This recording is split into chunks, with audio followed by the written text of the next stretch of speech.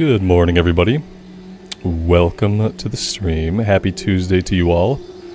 Vicious Virgo, Mike, Sven, Buffalo, Daniel, Richard, Justin, Blood Moon. Welcome to the stream, guys. Thank you all for being here today. I appreciate it.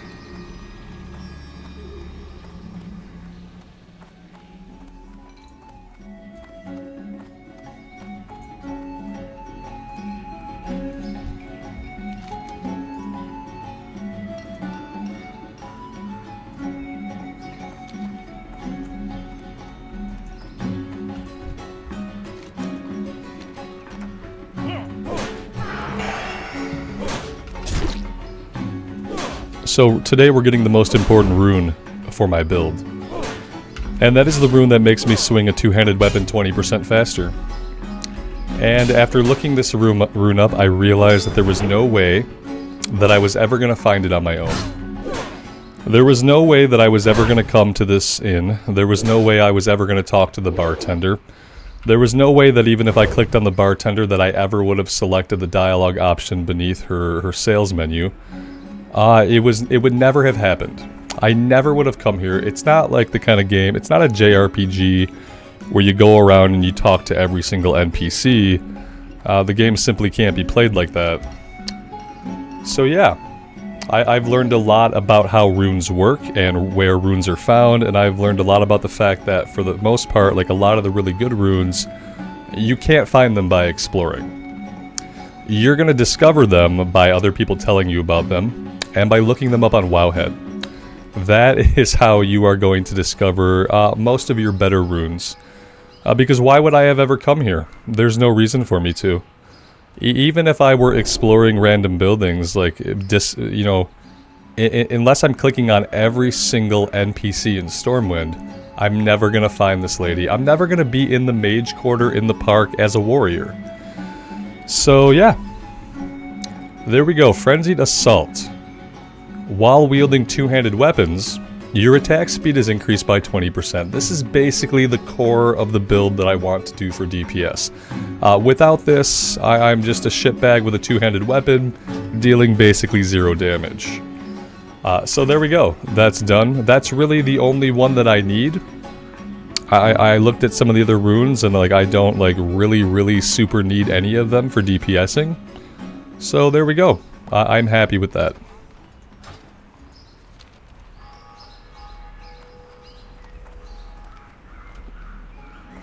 And good morning, everybody. Happy Tuesday to you all. It's the Tuesday of just like realizations. I realize that Season of Discovery is not Season of Explore the nooks and crannies of the world. It's not Season of Find everything on your own because things are possible to be found. It's Season of figure out what build you want to be, look up the runes you need for that build, and then go get the runes. Because the biggest part of the season is seeing how the classes are different than how they used to be in Classic, and you're not going to get to see that without your runes. So go look up your runes, go find the runes that you want on Wowhead, and then find them in the world and have fun playing your class. Because you're not going to find runes like the one I just found by exploring. It's not the season of exploration, okay? It's the season of discovery. It wasn't named the season of exploration for a reason. Because you're not going to find this shit by exploring. It's just not going to happen. Yeah, I looked it up. Like I didn't even find it. I looked it up because I'm just kind of over it. You know what I mean? Like I want to play the class the way that I kind of envisioned it could be played, and the only way that was ever going to happen is if I looked up the rune that I needed to do it. So there we go. That is done. It's done now. Probably not going back to Loch Modan. Westfall. I thought I had a quest for Westfall, but maybe not. Let's see. Track down the messenger. Okay. I had a letter from Van Cleef that I clicked on that I thought was going to give me a quest. It doesn't seem to have given me a quest. So that's fine.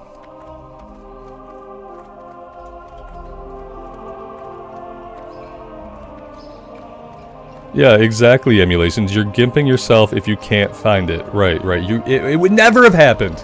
Like, why in the hell, as a warrior, firstly, would I ever even be in the mage quarter? Even if I took that thread and I thought to myself, you know, as a warrior, I would never be in the mage quarter. I better go explore the mage quarter.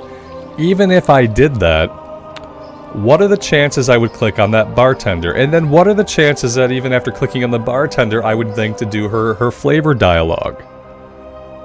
Who is going to find that on their own?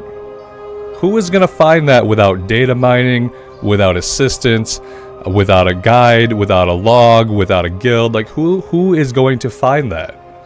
Someone who does what? Clicks on every single NPC in Stormwind? I don't get it. So I'm kind of over it. That being said, spoil away. You want to spoil where shit is? If I'm close to a warrior rune and you know where it is, go ahead and tell me. You want to throw gold at me or blue items? I don't care.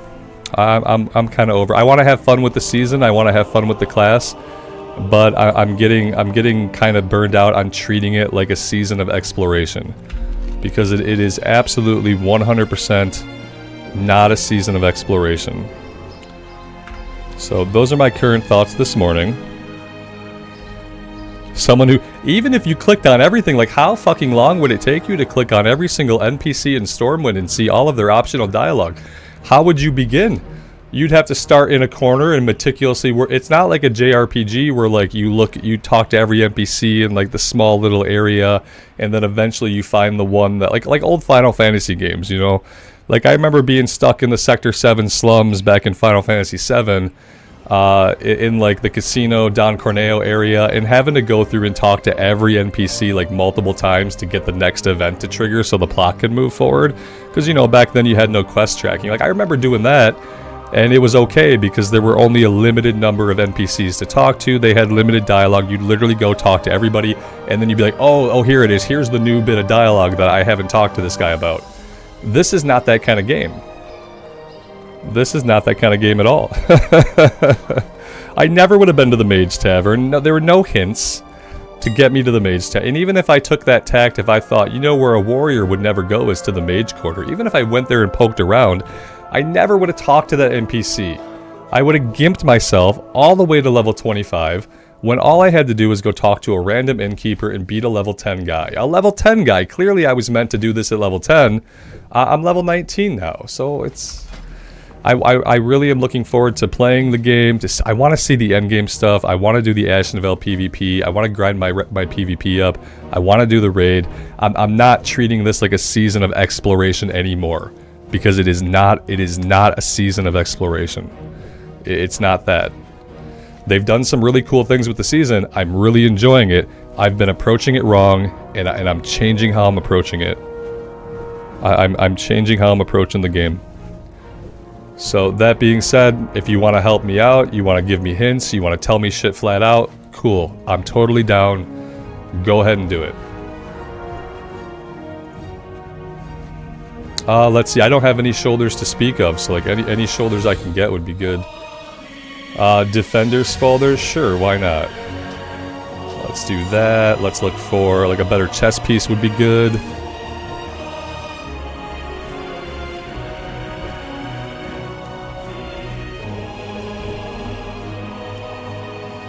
What happened, Alex, is that I looked at some of the runes, and I looked at some of the rune locations, and what I realized is that there's no fucking way that a normal person would find most of these better runes unassisted. Besides the couple that they basically hand to you, like I just got this Frenzied Assault by going into the Mage Quarter, by going into the park, by talking to the innkeeper, by clicking on her optional dialogue, by finding a dude by the stairwell, by killing him. I could have done this at level 10, except there is no way that I ever would have done it. There's no way I ever would have done it. And we have YouTube lag. Here we go with lag.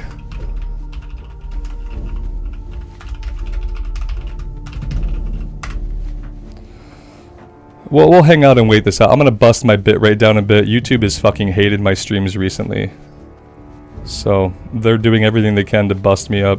Nothing is wrong on my end. I have the same amazing internet that I had yesterday, that I had the day before yesterday, and it doesn't matter.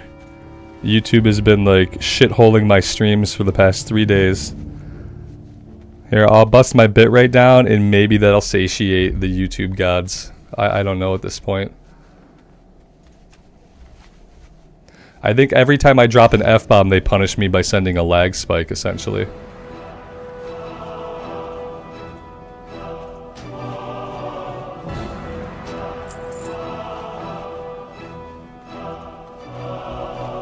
I'll do my shopping while we see if the lag is going to fix itself or not.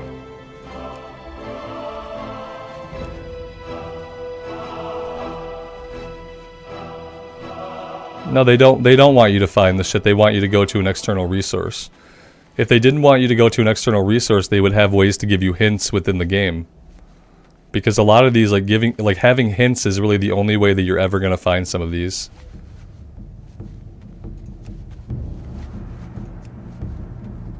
Yeah, the stream is borked. the bitrate is not balancing back out today.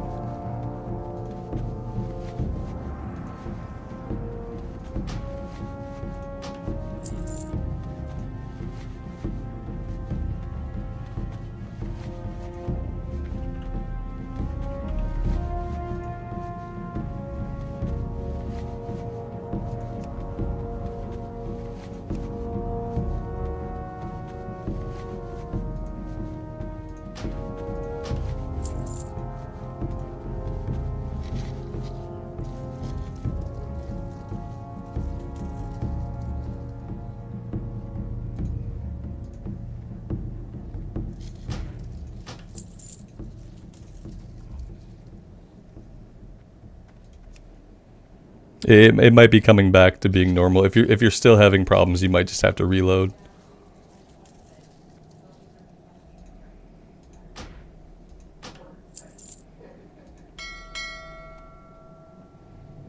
I'm gonna see if I can pop the bitrate back up to 15,000 kilobits per second.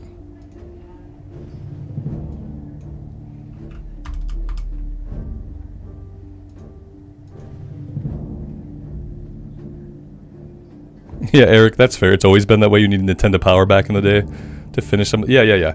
Like, that's fine. Like, I'm just over it. Yeah, I was trying to treat it like a season of exploration, but it's not a season of exploration. It's a season where I have 12 things that I have to find in order for my class to fulfill the promise of what the class can be like in the season. You know, it's not like there are other discoveries for me to find. It's not like there's cool gear out there. It's not like there's gold out there. It's not like there's new quests. It's not like there's cool public events. It's not like there's awesome world bosses. It's not like there's cool elites that drop shit. It's not like there's any neat rare spawns that drop anything. It is not a season of exploration. Look up the runes you need. Go find them as soon as you can. That way you at least get to play like the idea of the class that you thought you would play when you prepped for the season.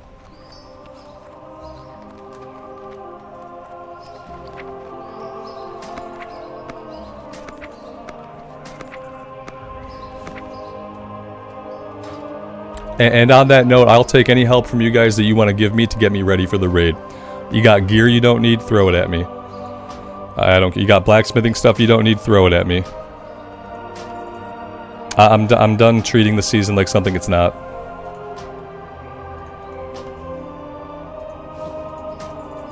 I'm just gonna be more pragmatic going forward.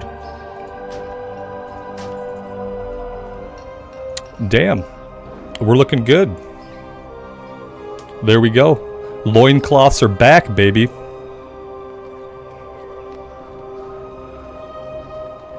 Yeah, having a mix of things to find and having hints would have been awesome. Yeah, exactly. they missed an opportunity. Maybe they'll do something like that in the future, but that's not what this season is. Yeah, that's not what this season is. You don't even have to get max level first, Alex. Just look up a guide. Look them up. Go find them as you go. You can tell by the descriptions of the locations which ones you're going to be able to do and which ones you're not going to be able to do based on what zone they're in. Like, there are some of them that are in Duskwood. Well, I can't do those yet. Yeah, there's no reason to wait. Just go to Wowhead, find what you need, and then go find it out in the world. And that's honestly, in my opinion, the best way to approach it. What the hell is it called? Display. I thought it was cloak. Is it cloak? Jesus Christ. I wish they had never changed the menus. Goodbye, cloak. It's nice to know you.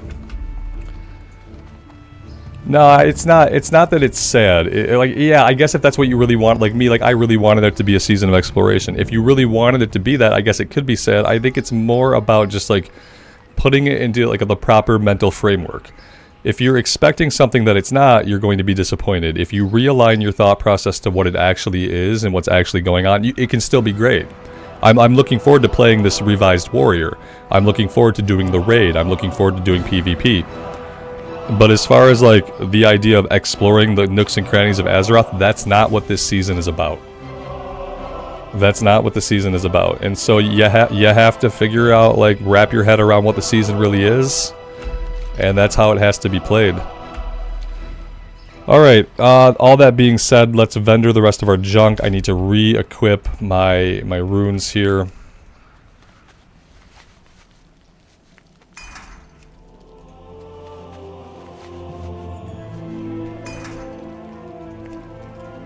Alex, for Divine Storm, you had to fight level 30 mobs. Well, damn. I mean, yeah. I mean, even doing that at level 25 seems like it would probably be pretty tough. They want you to have friends. I figured out a shaman rune today on my shaman.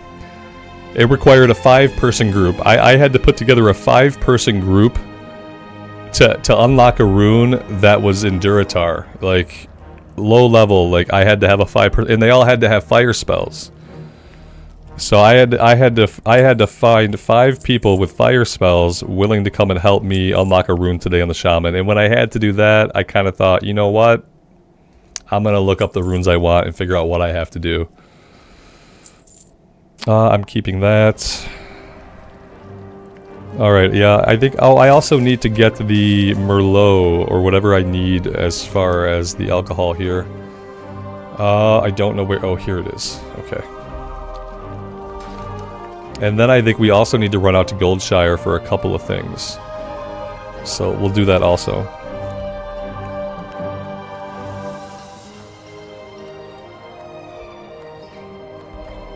Yeah, this season is more about like changes to the classes and then having fun with the endgame content. And like realistically, I would rather they had baked these abilities into the classes. I would rather they had just baked these abilities in. All of the runes should have been baked into the classes. They should have unlocked at level brackets like normal abilities do. And then for like the discoveries, they could have focused on putting other shit out in the world. Like I said, they could have made it a season of exploration just by offering loot. Offer me gear. I talked about the season of personal loot is what I called it in the past. And that was where they would litter the world with chests. And whenever you open a chest, you would get smart loot. So loot that knows what level you are, loot that knows what class you are. And then you would get a green, blue, or epic, depending on the level band you're in and where you're at. You would get an item appropriate for your class and your level. And I called it the season of personal loot. And if they'd have done something like that, where there were like 700 chests scattered throughout Azeroth, and every time you popped a chest, you were going to get a piece of gear for your level, for your class, you'd fucking explore the nooks and crannies. Give it a chance to proc blue or epic like loot does in retail. And you would explore every single cave and every single building looking for that shit. As opposed to giving you 12 things to find that are in incredibly obscure locations that you would never know about without reading a guide or being told. You know, and then they could have baked all the class changes, could have been baked into the classes, and we could have focused on actual exploration out in the world. That was not the route they went, so I am living within the confines of what they decided to do from now on. We need Cask of Merlot. There we go.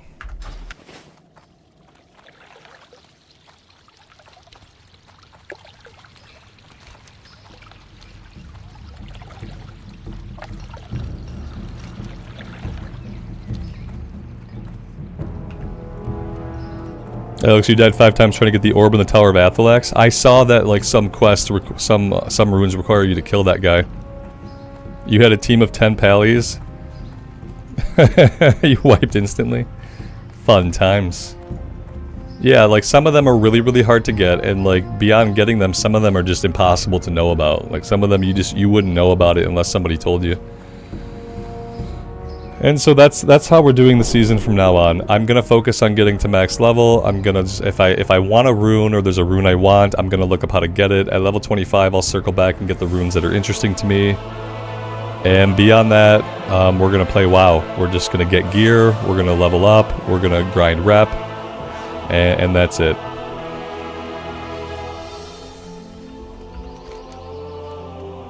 I'm now accepting help. If you want to send me better bags, if you're a tailor and you got some 10-slot bags you want to send my way, feel free. If you're a blacksmith and you're making cool items that you think are upgrades for me, go ahead, send them my way. I'm just going to play the game. I'm not going to impose any self-challenges. It's not fruitful that way. I'm not having fun doing it that way, and the season does not seem to be set up to have fun that way. So that's how we're doing it from now on. I want to get this character capped so that I can go into the raid on Saturday, and I want to see if that's going to be a raid that I'm going to want to do weekly.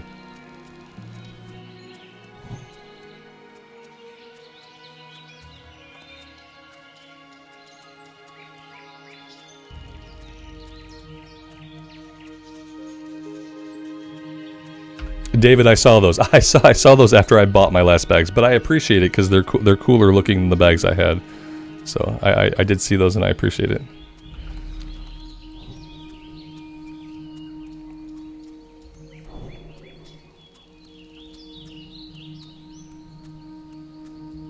No one can make the 10 slot yet? Yeah, I don't know what's required to make 10 slot bags. I got no idea. Nope, I'm not a tailor, so I don't know. Maybe 6 slot or 8 slot is as good as it gets.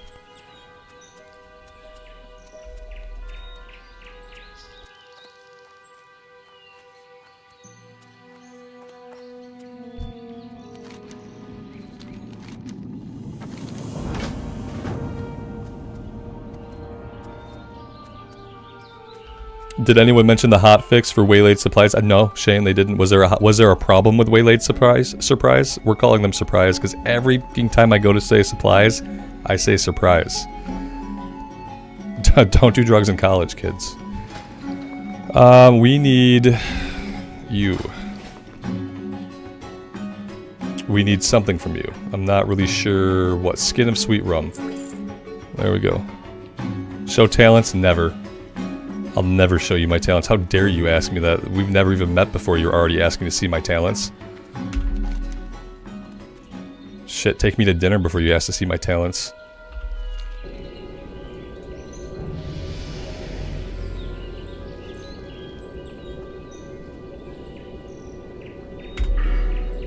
There you go.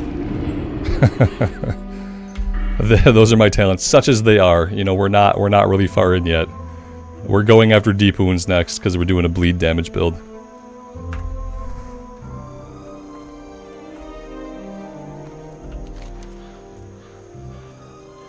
You know, I looted the letter from Van Cleef. I clicked on the letter this morning. I accepted the quest that it had. And after that, like, I don't know what happened to that quest. So maybe it's bugged? What runes am I using? None of your business.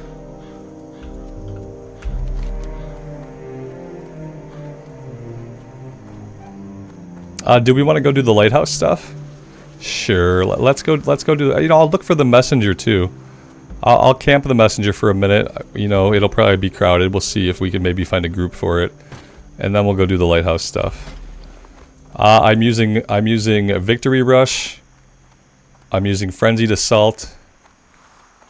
And I'm using Blood Frenzy.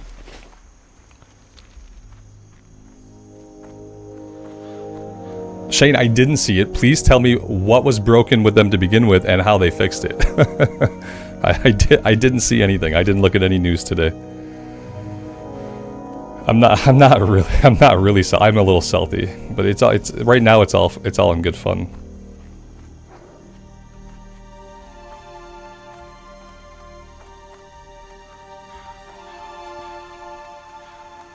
Please someone tell me how Waylaid supplies were broken and what was done to fix them. You can carry multiple completed supplies. I thought it was already like that. I thought if they were completed, you could carry multiples. If not, you can only carry one. Here's the problem. Let me just say this. Most of the time, completing a Waylaid supply requires you to go back to town to the auction house. Because you don't have every fucking profession. You have one profession. So you have a 1 in X chance of having the profession needed to complete a Waylaid supply. So the ability to carry multiple completed supplies in your inventory is absolutely fucking useless.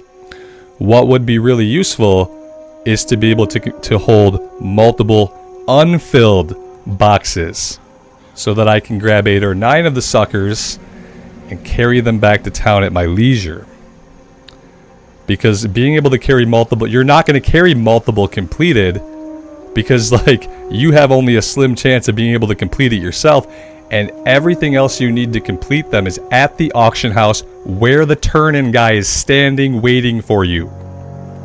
So how does it make sense to let you carry multiple completed Waylaid supplies? Somebody give me a fucking opinion on this. Why does it make sense? It makes no sense. It would make perfect sense to carry around multiple uncompleted because we find them every 10 seconds. We find, again, you can store them in the bank, but if you're already at town, unless you're broke, go ahead and go to the auction house and fill the order. Unless you're totally, we've had a couple of times when we've been very broke, when maybe putting them in the bank could have helped us. But you have to go back to town to fill them or put them in the bank. Carrying them around, carrying 7 completed ones around is fucking stupid and pointless. You're never gonna do it. You're never gonna carry multiple completed boxes around. Unless you get really lucky somehow and you get 2 in a row that your profession can fulfill, which is not common. Let's be real. Uncompleted makes more sense. Maybe Greg made a fucking typo. Maybe instead of typing uncompleted, he typed completed, and maybe it'll get fixed again next week. Who knows? Oh my god. What am I even doing? I'm looking for the Defias messenger. Oh man. What's wrong with these people? Did they stop playing the game as soon as it came out? Is that what they did?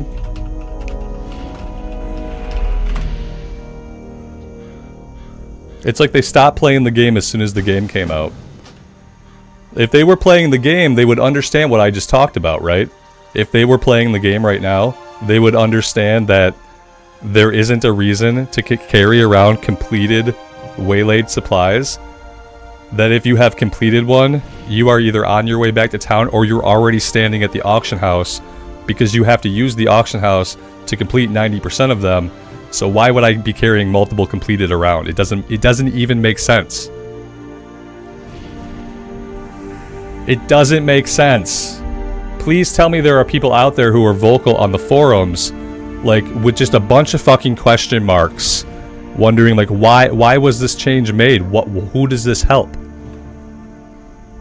Did they unlock professions and I didn't know? Are we allowed to take every single profession in the game? Because then I could see if I could have skinning and herbalism and mining and tailoring, and if I could do every profession myself, then yeah, maybe I could see I'd want to carry multiple completed around at a time.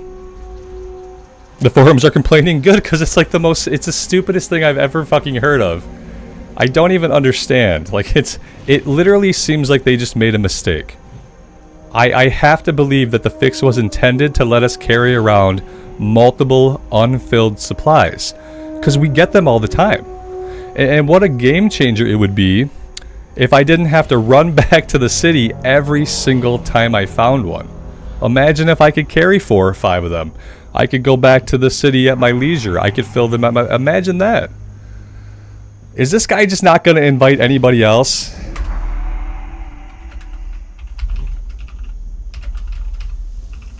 Invite some more people.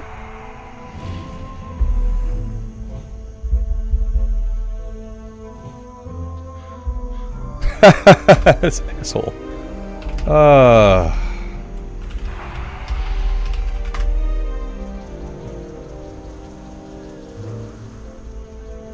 People said the exact same thing as me, Shane. Okay, good. Like, as long as people are not, like, as long as, like, Blizzard can be stupid, as long as everybody else isn't stupid. As long as what I'm saying makes sense to you guys, as long as people on the forums are actually, like, coming to the same conclusion, well, they can be stupid as fuck. It's okay. As long as they listen when every single other person on the planet says, hey, this is really dumb. It actually needs to be this way. As long as they listen when that happens. So we'll see. Like, I'm never going to carry multiple completed boxes around. It doesn't make sense. The situation is not ever going to come up.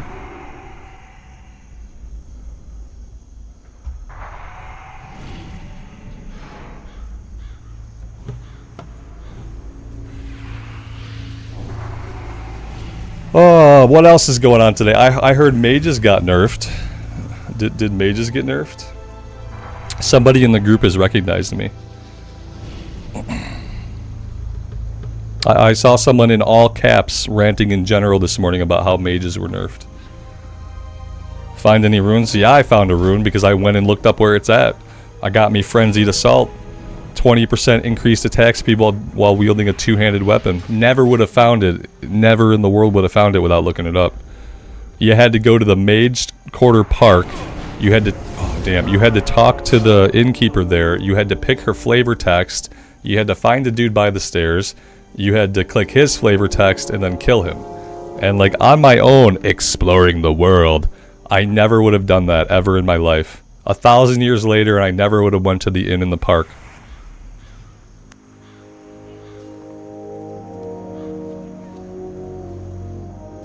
Oh, Tukin, you're level 25 on your mage, you haven't found a single rune. Stop looking for them. Go to Wowhead right now and look them up. You're not gonna find them. Many of them are not in places you would ever come across. It's intended for you to learn about it from others, for you to learn about it on your Discord, for you to learn about it on Wowhead. Most of them are not intended for you just to come across them in the world. It's not gonna happen. I realized that today after reading a lot of the locations for a lot of different runes on a lot of different classes. They are not findable by exploring. This is not called the season of exploration. It's called the season of discovery. And the way you're going to discover your class is by going to Wowhead, finding the runes you want for your build, looking at the locations, and then you're going to go get them. And even then, some of them are still going to be challenging, because some of them you're going to need groups, some of them you're going to have to fulfill specific requirements, some of them have multiple items in multiple places in the world that you have to accumulate in order to complete them. So it's still going to be a challenge, but you have to go look them up. I realized this today, so it took me a while too.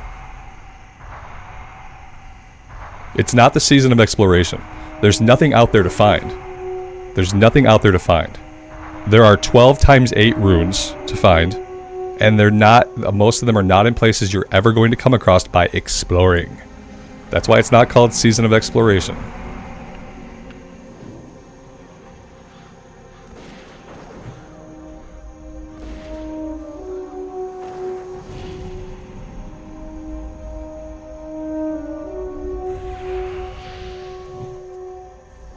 What do they do to mages? I don't know. I saw some angry people in general like screaming that they nerfed them. Did they nerf mages? They nerfed mages! Ah! I think they reduced the healing of Arcane Explosion and a couple of other things. I think they nerfed their healing. Yeah, they nerfed the healing, like, substantially into the ground.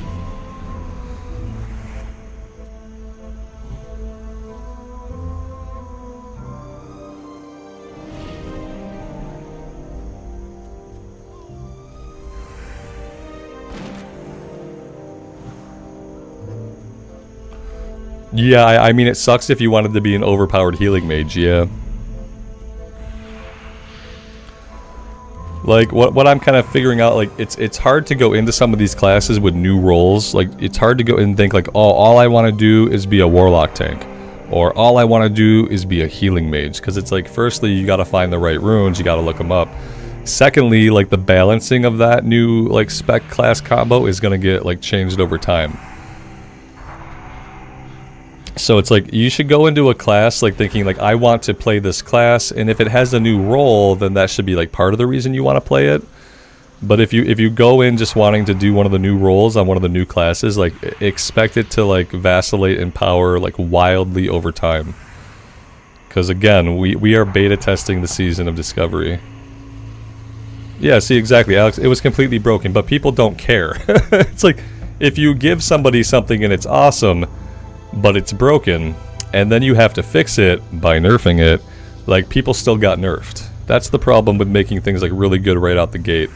They should kind of, like, you know, make things really weak. Right? Like, underestimate how much power it needs. And then that way, worst case scenario, you give somebody a buff. Mage healing has sucked. It has been awful. We have heard your feedback. We are increasing Arcane Explosion healing by X%. Like, that could have been the story. But instead, the story was that right out the gate, it was way too strong, and now everybody on a mage feels like they got the nerf bat right to the face. But they didn't kill him. But they didn't kill him. See, that's how we feel, though. Like, they killed Hunter, they killed Mage. They're killing every class, but they didn't kill him. They really just brought them into alignment with the other classes. But that's not how it feels to experience it. That's the problem with having to nerf something. That's why it would be better just to make shit weak. And then that way, after a couple days, when people are like, hey, mage healing seems like it really blows. Or, oh man, melee hunters can't do jack. Then you buff them. And then everyone's super happy with you. Like, oh, they buffed hunters. They buffed mage healing. Hooray, Blizzard. But instead, they always do the opposite. Don't kill priest. Don't kill priest. Right, like, everybody start praying they don't kill your class. Because your class is probably going to get balanced. Especially if you are a class that has a new role. Like, if you're a rogue tank, or a warlock tank, or a mage healer, or a melee hunter. Like, if you have ostensibly a new spec, you're gonna see some, like, variation from week to week in how your class feels. Like, I think hunters went from having a 3-second raptor strike to having a 6-second raptor strike. Like, can you imagine how much different your moment-to-moment gameplay feels? Very different. Shaman is the only class that's dead at low levels. I was struggling on my Shaman today, Shadow. I was contemplating whether I wanted to keep going with it. I found a rune. I finally unlocked my second rune today, which was a pain in the ass to do, but I did it. And then I thought, like, I'll stick it out a little bit more. But yeah, I've been struggling with the Shaman a lot. This dude is not here. I guess, like, the best thing for us to do would be to just wait in this group and wait for this guy to come back, and then one of us grabs him.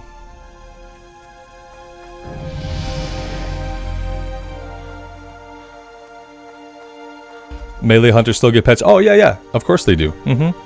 Yeah, you have an attack where you and your pet attack together. It's called flanking strike. Alright, we got it. We're good. I guess I have to do dead mines again at some point. Ugh.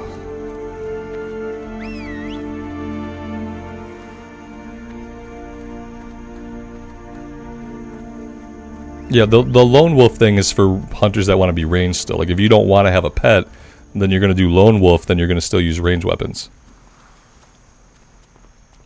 David, you've been enjoying the Shaman? I know some people have been enjoying the Shaman. It's like, it's not bad to play, it just feels a little weak, a little rough.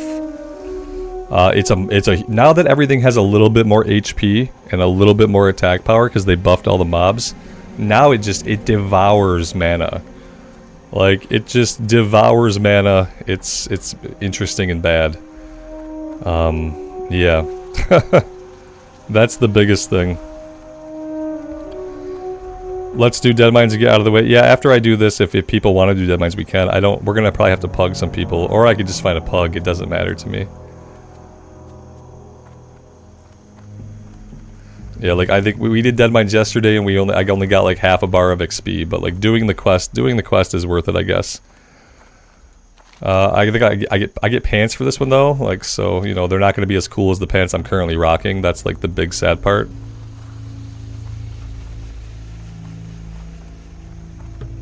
No high levels lot. Yeah, like, can we keep the relative level around, like, 23?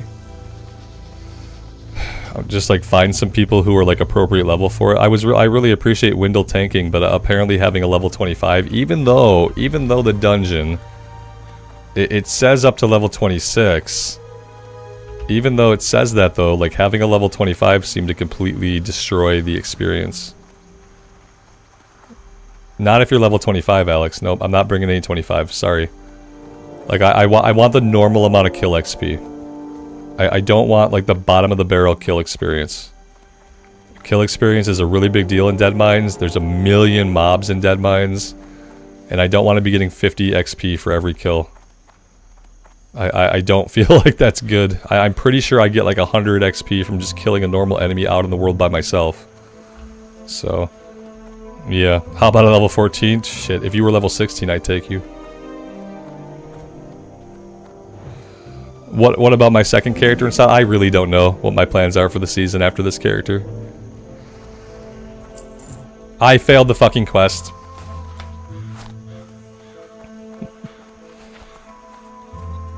I failed the quest. I got too far away. I was running my mouth and I just got too far away. No Dead Mines today. Dead Mines is cancelled.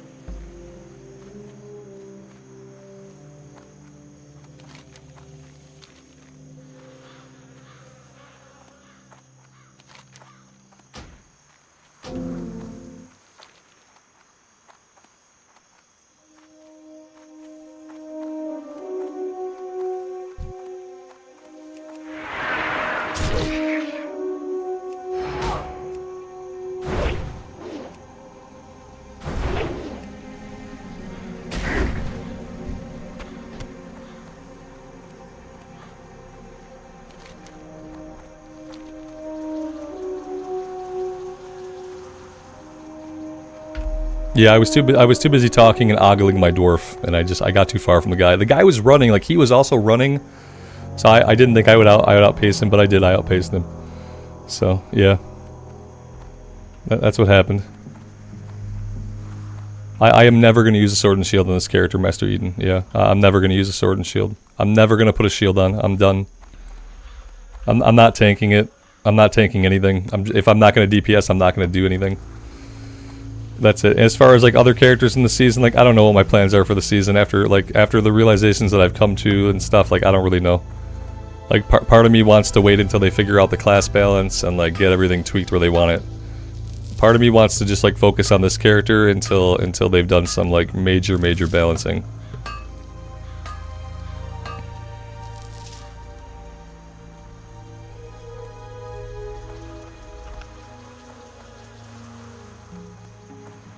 Let's go grab all these quests and we'll go from there. Yeah, I'm not gonna do any more dungeons. No, I think I'm done. I'm gonna focus on just quest grinding up to level 25 so I can be done leveling.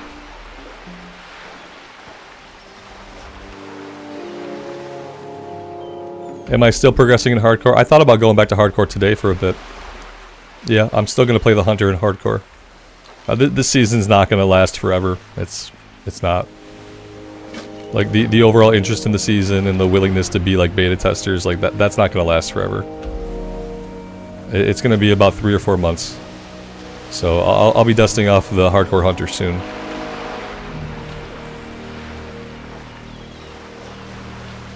If balance wasn't something they were totally focused on, they wouldn't be changing classes every fucking day. Yeah, I wish I could, you know, that's good that they said that, Shadow. But if they weren't super focused on balancing, they wouldn't be making drastic class changes every single day. Which they are. And so you can say something and then, but your actions tell the tale. And the actions of Blizzard tells the tale that they are very fucking concerned about class balance. And they do not want a class being overpowered. That's the actions they've been taking, and we have to look at what they're doing, not at what they said.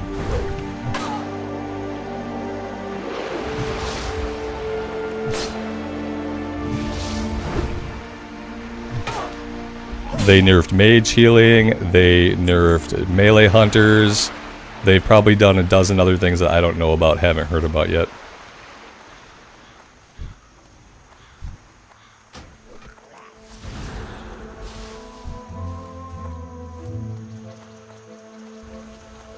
This person's just not going to invite me to their group. They are not in a group. They are just choosing not to. Yeah, go ahead. I mean, you're gonna die. Ha ha ha ha ha. That is what you get. That is what you get. I invited you to my group. You thought you were good. You thought you could freeze him in place and kill him yourself, and you didn't. And you didn't. Oh, and then you jump into my group dead. I hope you don't get credit for that. You had all the time. You had all the time to get into my group, and you thought you had it all on your own, and you didn't have it.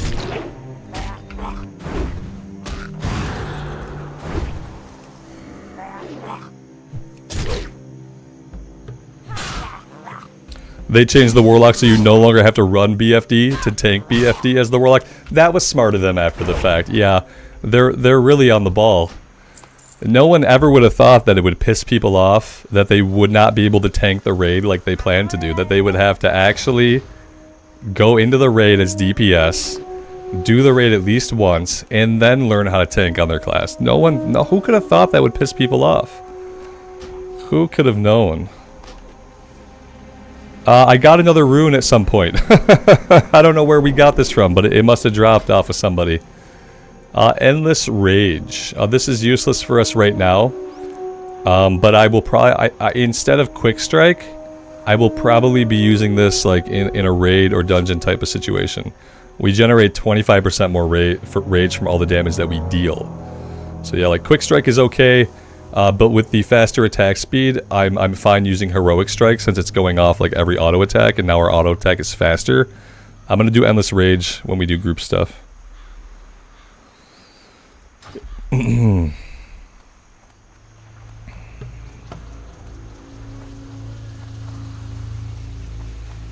Merkai dropped it. That's cool. That's nice of him. See, that's the thing. That's why I say it's not a season of exploration. We got one of our runes from Goldtooth. And we got one of our runes from Merkai. Like, those are enemies you would kill anyway. So there's two types of runes. There are the runes you find by doing the shit you would normally do. Like, questing how you would normally quest, going where you would normally go. There's those types of runes. And then there are the runes you would never find. Unless you look it up on Wowhead. Those are the two types of runes that exist in the game. The kind that you would come across no matter what, just by questing normally. And the kind that you would never find unless you looked up or heard the location from somebody else. That's why I say it's not a season of exploration.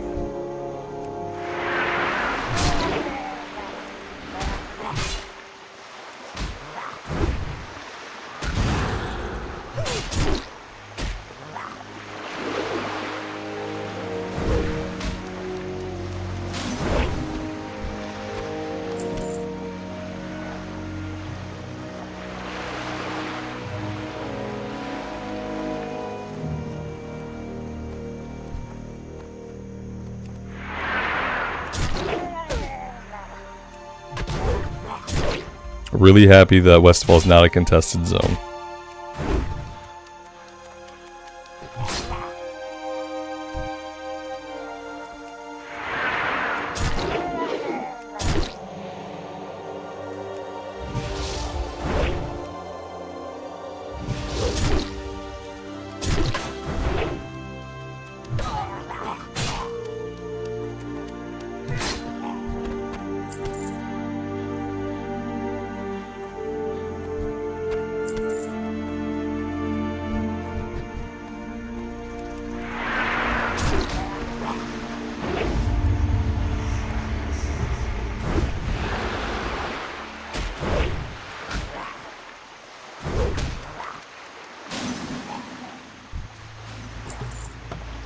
Do I plan on bringing back the hardcore series? Yes, probably very soon.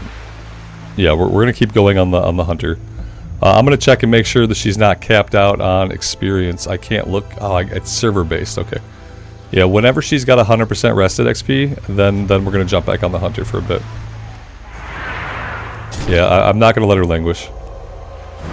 Especially, there's only gonna be like a limited amount of things to do in the season, so hardcore is not going anywhere.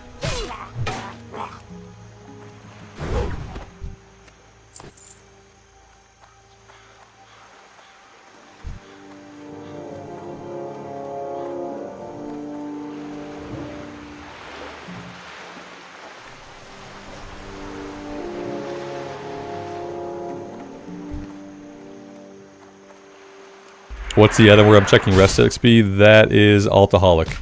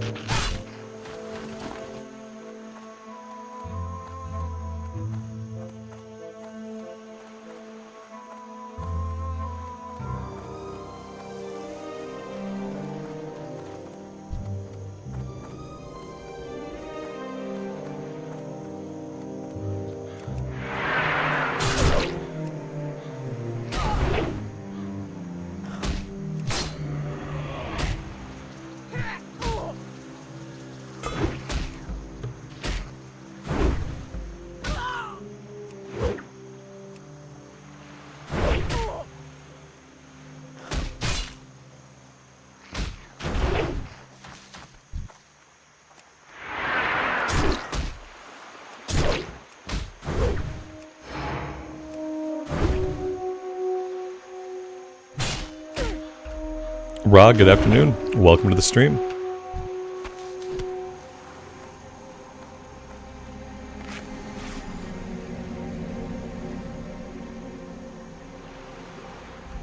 Do I prefer the old solo self-found or the official? Official. Yeah, no, I hated solo self-found. Especially because I did 47 levels on a paladin that never found a weapon. Yeah, I had like a 15 level old weapon by the time I retired the character. No, official hardcore is where it's at. I like having the economy, I like having the auction house and stuff like that. I like being able to do dungeons more than once. Like, even though they're on a 24-hour lockout, at least you get to do them multiple times. I don't think I would ever go back to doing a solo, self-found type of hardcore.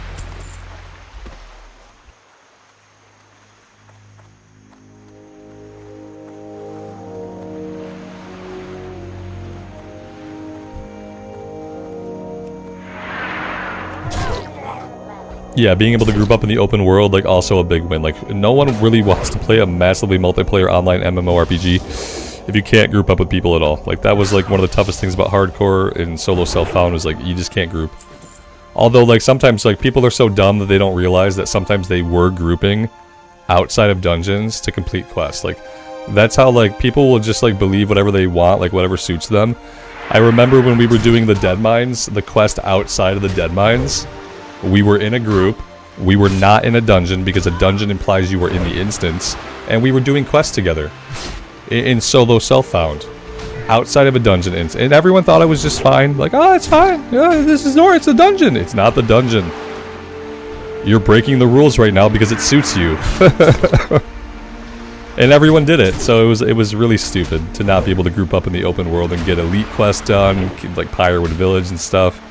Not that I've done any of that in official either, but it's an option at least. Hardcore is more immersive overall. It's not even necessarily that I enjoy it more. It offers a different level of immersion. I talked a little bit today in the Shaman video that I recorded about how, like, they need to have hardcore options for seasons going forward. Like, they need to have a hardcore character. Like, check the box for hardcore. And like, because hardcore makes things a lot more immersive. Like, when you're playing hardcore, you play the game, like, as well as you can. You know, you are aware of, like, supplemental items like sticky glue and sleeping powder. Shit that on normal, I sell it. Like, I don't even want it in my bags. Like, sleeping powder, who cares? Who cares if I die? It doesn't matter. I just come back. And so, yeah, hardcore forces you to play the game, like, with a lot more focused intent. Whereas, like, you know, this is fun. It's fun to have class changes and stuff, like, awesome, but it's simply never going to be as immersive. Yeah, hardcore will always be the mode of the game where you truly, truly feel that every single thing you do matters. And so in the future, they really, you know, they should consider having a hardcore checkbox for seasonal characters. And what I would like to see, this is what I talked about. So if you're going to do level banding, if you're and you want to have a hardcore character, the hardcore part only applies until you hit level cap. At level cap, you become immortal. Okay, that way you can do the raids, you can do the PvP, you can do all that stuff. The hardcore part is for leveling up, Once you're at whatever the current level cap is, that character is immortal. Now the next level band opens up, you're not immortal anymore. Keep leveling. And that's how I would handle hardcore characters with level banded seasonal content. I would just make them immortal at the level band so they can engage in the same endgame stuff as everybody else, and keep it hardcore for the leveling experience. Like, that's where the achievement is. The achievement is not dying while leveling up.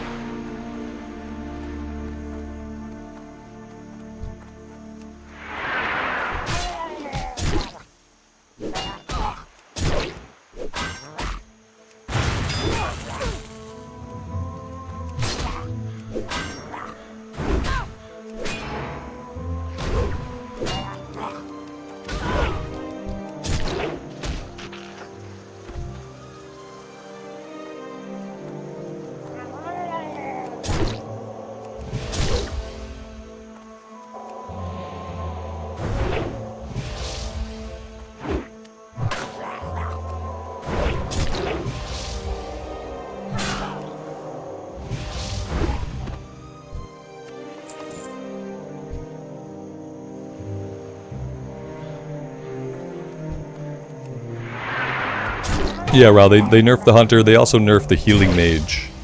They did a big nerf, I know, to Arcane Explosion and how much it heals for.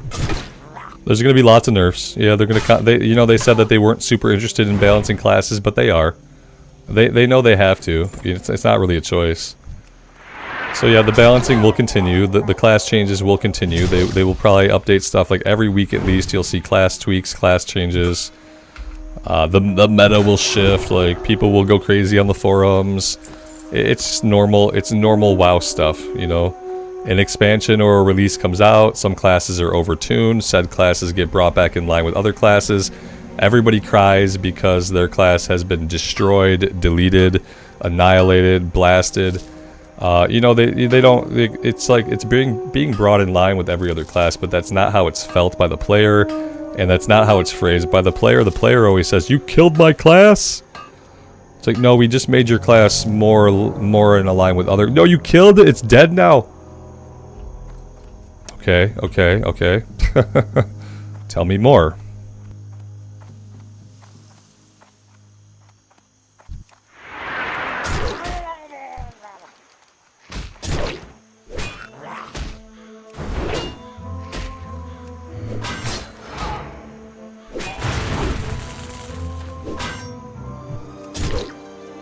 Patrick, good afternoon. Welcome to the stream.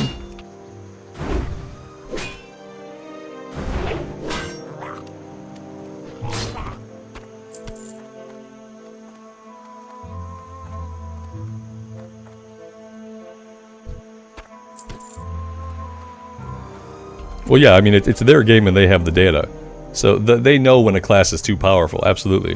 When they nerf a class, it's not to piss off all... believe it or not, guys.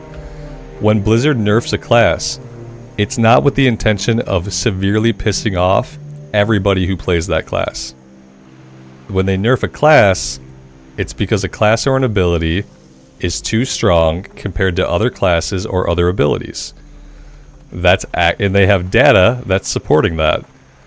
That's why they nerf, that's why they balance, because they're looking at data that's telling them, hey, this one's way out of alignment with everything. It's not even within a safe parameter. Surprisingly, they're not doing it just to anger people. I know it's hard to accept. The Hunter Scorpion pet by itself was doing more DPS than the average class. No, that's not a problem. And if they fix that, that means they killed Hunters for the season.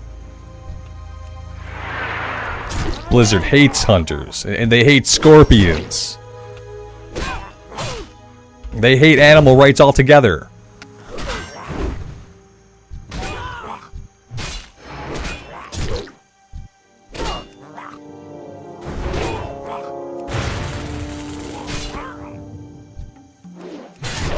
Blizzard, why do you hate animal rights?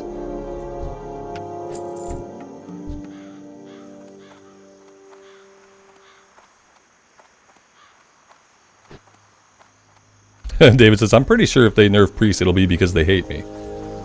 Obviously. In your case, yes.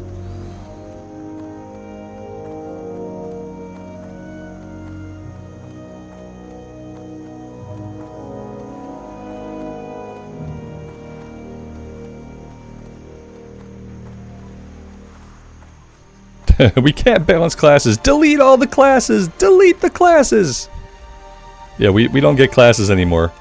Everybody gets an ability called Attack, an ability called AoE Attack, an ability called Heal, an ability called AoE Heal, an ability called Taunt, and an ability called AoE Taunt. Those are all the abilities you get. Also, we've removed gear. We find that it's easier to balance the game when gear is not a factor. And we've also removed character stats, because we found that without stats, it's much easier to balance the game. Okay, go have fun.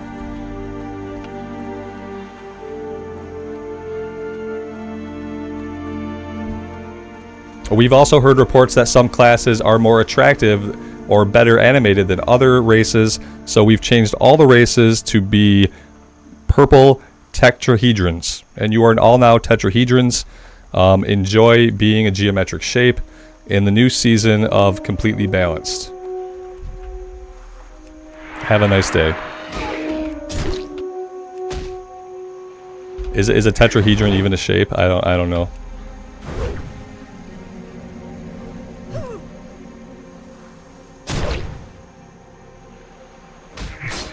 Every race is just a different colored, like, octagon. Turn us all into Murlocs. Yeah, you get to pick your color of Murloc. Like, no more pigtails, no more loincloths. We heard that some races are simply better than others. And so you are all playing Murlocs now. Until further notice.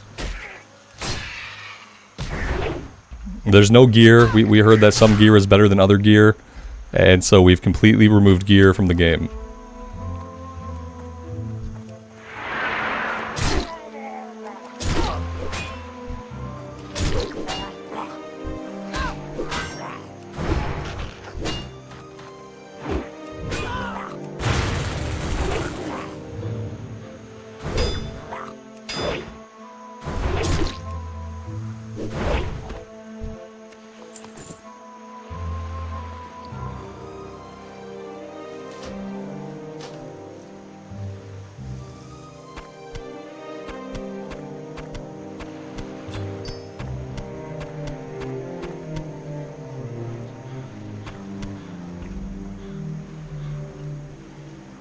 Yeah, you're a stock car. Exactly, John. You are now all stock cars.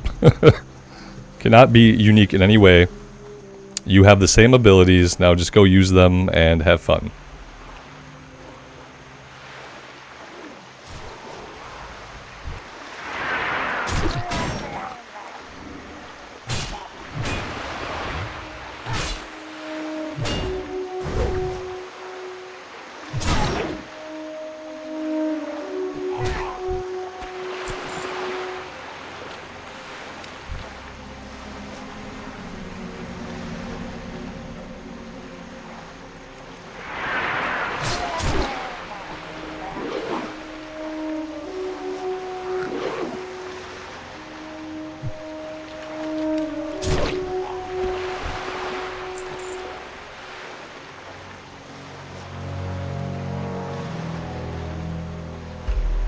Be sad dog, good morning. Welcome to the stream.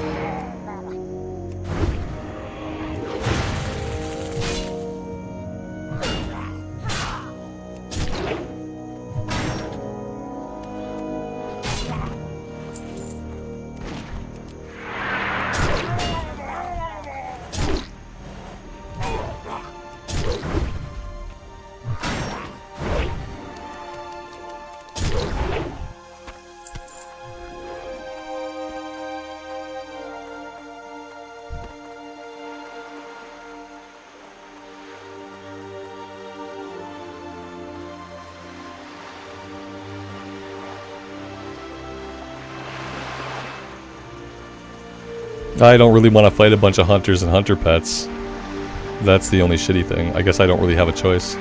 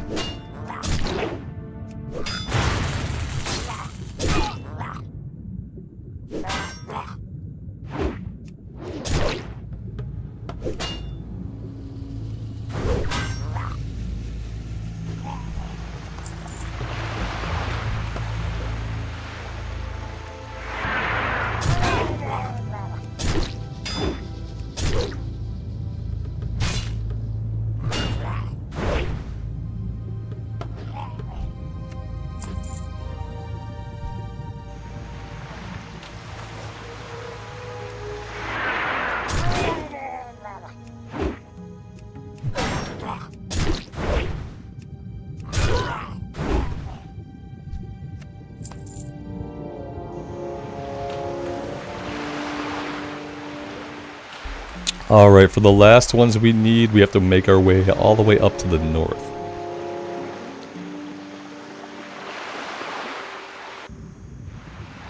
Let's go grab the tin vein. Assuming we don't get beat to it, I should call it. Tag. Tag, it's mine. Them's the rules.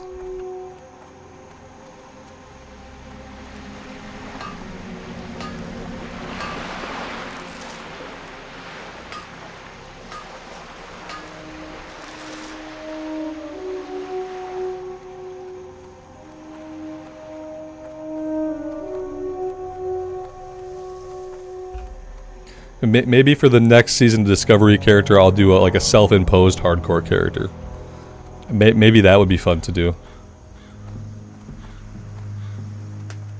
Maybe that would up the level of like immersion. The level of making smart choices to level wisely.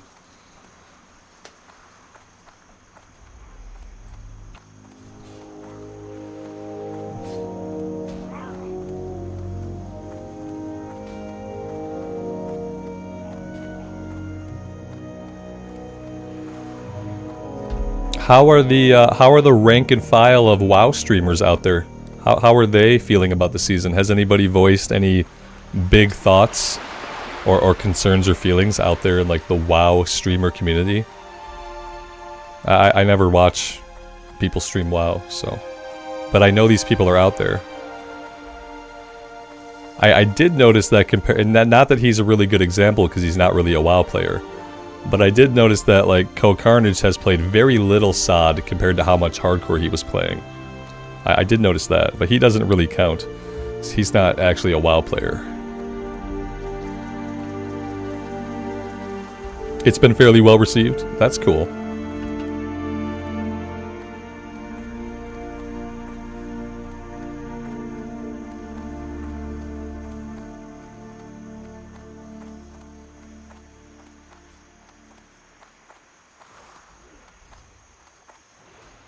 Hardcore SOD does sound fun because, firstly, the mobs all hit harder and have more HP. Secondly, your class is a little bit different. So, like, trying to figure out how to best play your class and, like, what you really need for hardcore to survive would be interesting. I do wish they had a hardcore button, or even, like, the Soul of Iron. Even if they had, like, the Soul of Iron buff, that'd be cool. I guess if you want to do it, you just do it with the add-on.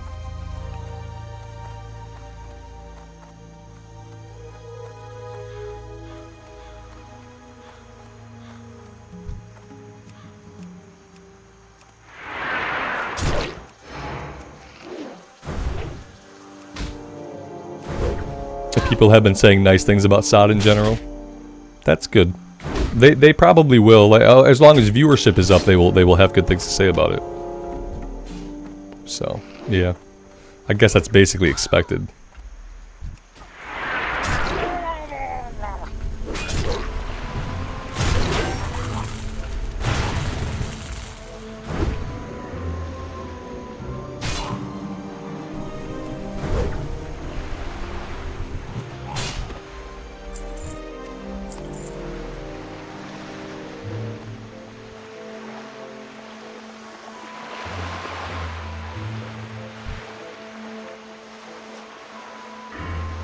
At some point I hit level 20.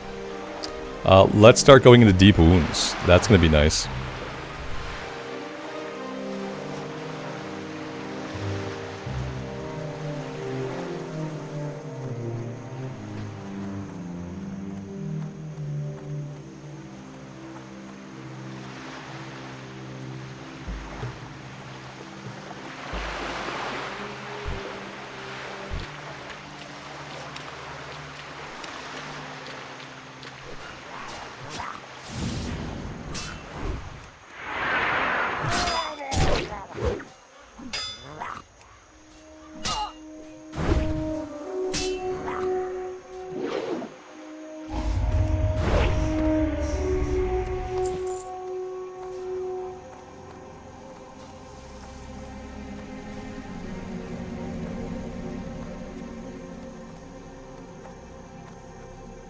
Somewhere up here there's a copper node. Son of a puppy.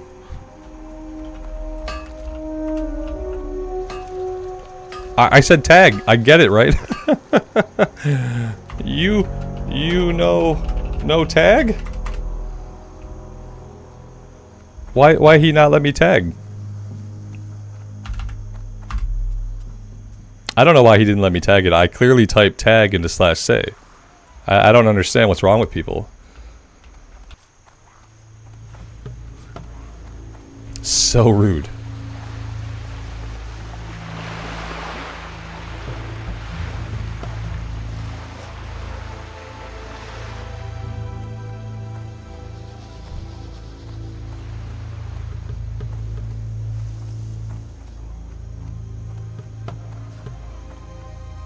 I love we have to go back up here for this quest when other people for like the Westfall Stew quest are working on it too, and the respawn rate is just like non-existent. There are no respawns. I miss, that's what one of the things I miss most about hardcore is I miss the hyperspawns. Yeah, I really miss those hyperspawns.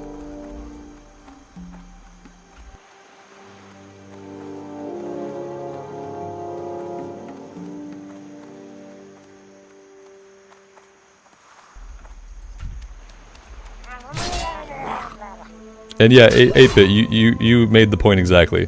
They haven't said any bad opinions because then they'd lose viewership for the game mode, like how I have. Like every time I say something critical about the game mode, or I explain something stupid that they've done, or I talk about how it's not really a season that promotes exploration, every time I do those things, like yeah, my viewership goes down for the season. Yep, exactly. They'll once their viewership is back to whatever its normal low balance is, that's when they'll come out with all the negative shit. Because then they'll use the negative shit for content.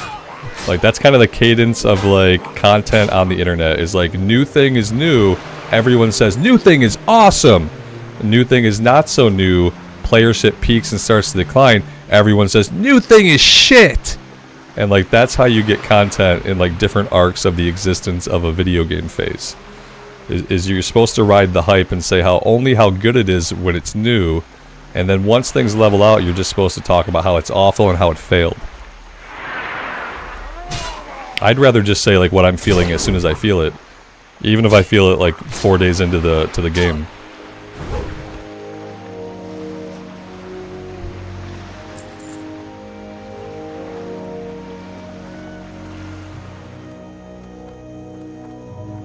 Yeah, some of the mobs spawn fast, but like a lot of them don't. Like, you get into areas like this where like we could stand to have about 1 million more coast runners right now, but they're not popping back up.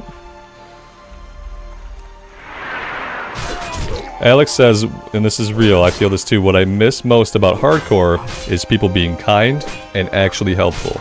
Like, do you remember that mage earlier who had old Murkai tagged, and I invited them to my group, and they didn't accept because they thought they were going to be able to kill Murkai by themselves.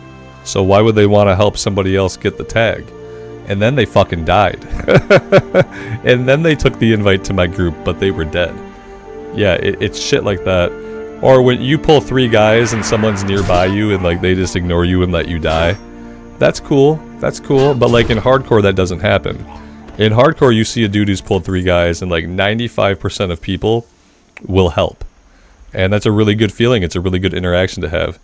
And in this mode of the game, it's obviously like it's all about getting to max level as quickly as possible. So no one got time to help you out.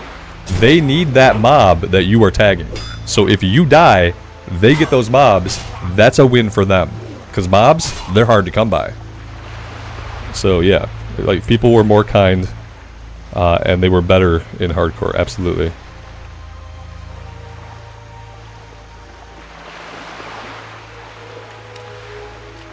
Even a rogue would help you out. Yeah, exactly.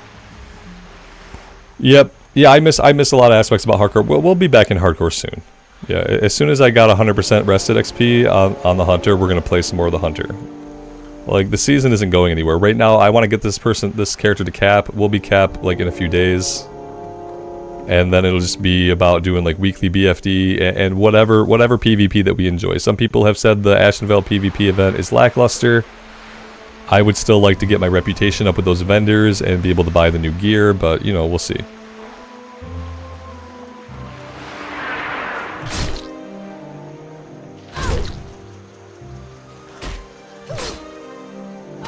How long does it take to get 100% rested? I think it takes like 5 to 10 days. It takes a while. And 100% rested in Classic is only 1 full bar of rested. I used to think it was 2 full bars of rested, but it's only 1 full bar of rested. And it takes like almost 10 days, I thought. It takes a long time. I'm gonna check him today. Just to make sure.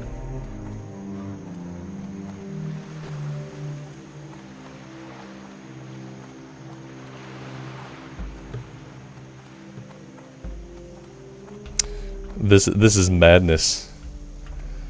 It's madness that we just can't get a handful of coast runners to spawn. Like, so many people need this. Like, these mobs are needed for multiple quests. And they're just not spawning any in. Oh my god, these stupid barnacled clams. Get out of my inventory.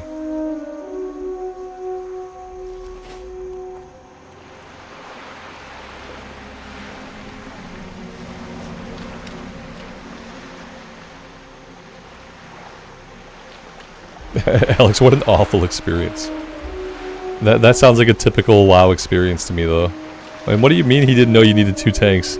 You need 2 tanks for basically every raid that's ever existed. The dude thought it was BFD. He thought we'd go in with 1 tank. It's only BFD. How could he not know you need 2 tanks? You need 2 tanks for every raid boss. Back in the day, sometimes you would need 3 tanks.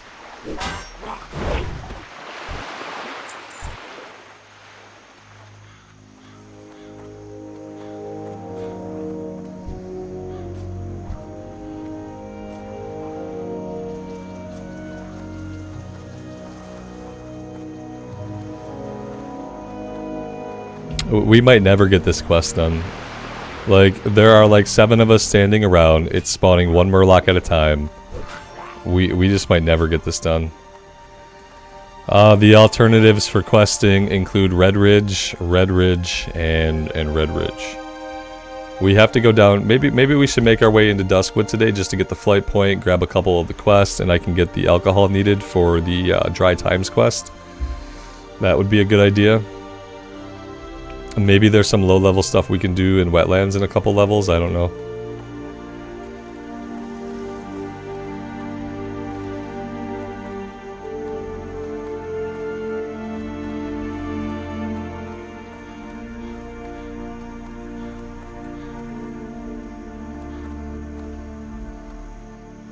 Yeah, when I say a full bar of rested, I mean, like, imagine how many bubbles are in the experience bar. Like, that many bubbles of rested XP is what I mean when I say a full bar of rested. However many bubbles, 1, 2, 3, 4, 5, 6, 7, 8, 9, 10, 11, 12, 13, 14, 15, 16, 17, 18, 19, 20 bars. 20 bubbles. 20 bubbles of rested.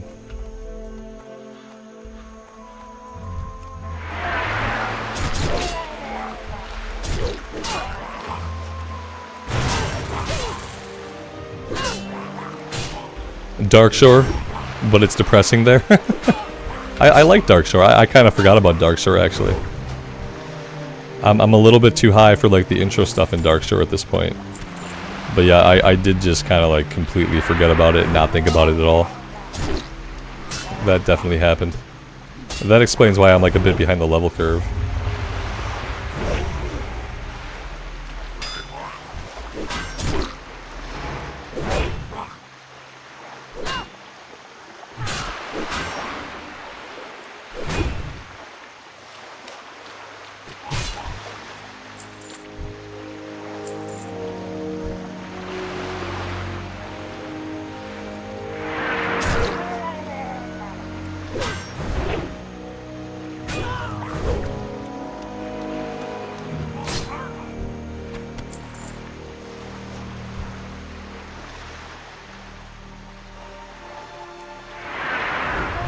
No way, I call bullshit.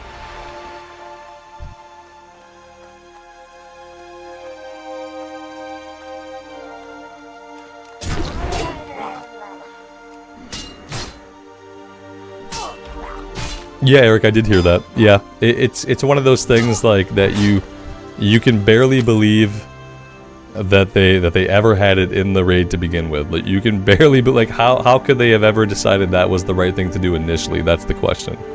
Yeah, I'm glad they fixed that.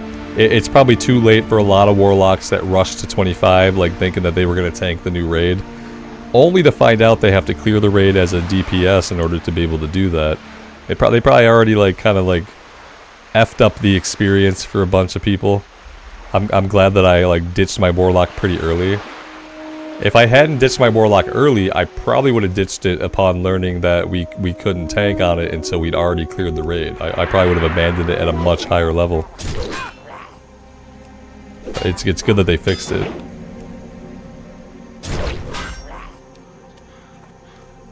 I'm sure they got a lot of very vocal feedback from Warlock players.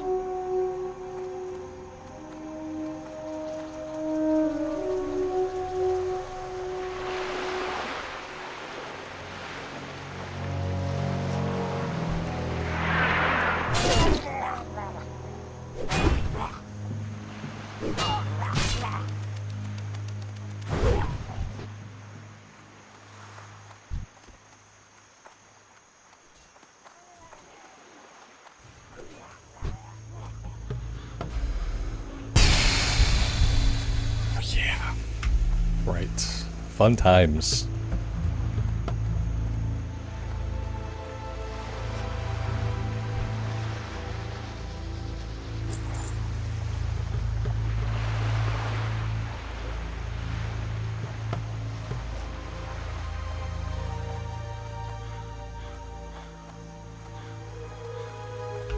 Do I specifically play all different versions of WoW? I play all versions of WoW. To some extent or another, I play all versions of WoW. I even play a little bit of retail now and again. If that's your question.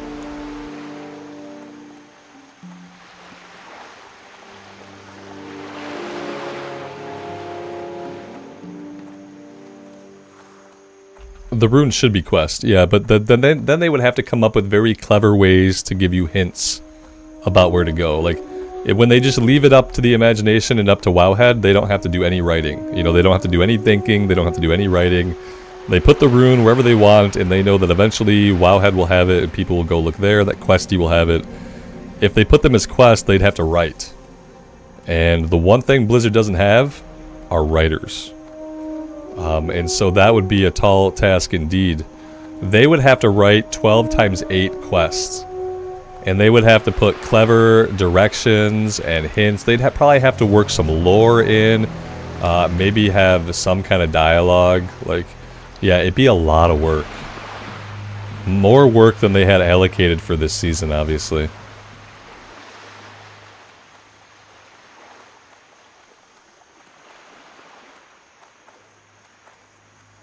Like, you want them to think and write? You're asking too much. These are game developers, okay?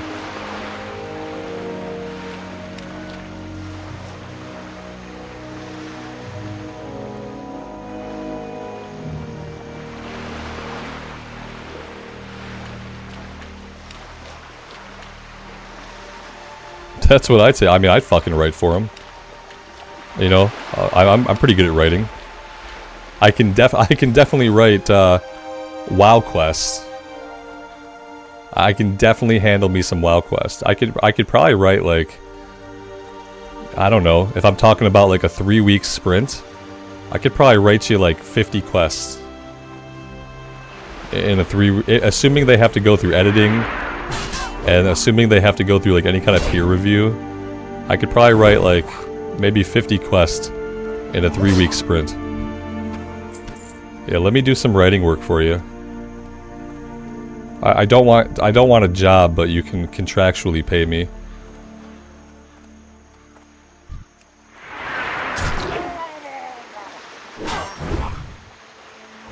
I'm very familiar with corporate structure and corporate bullshit, so you won't have to worry about inaugurating me to any of that stuff. And I can probably write better quests than maybe like 99% of the people that you have on your staff. I could even help you develop characters over the long term. If that was something you were ever interested in. My writing would need to be edited for F-bomb. My writing has no F-bombs. Yeah, that's only when I talk.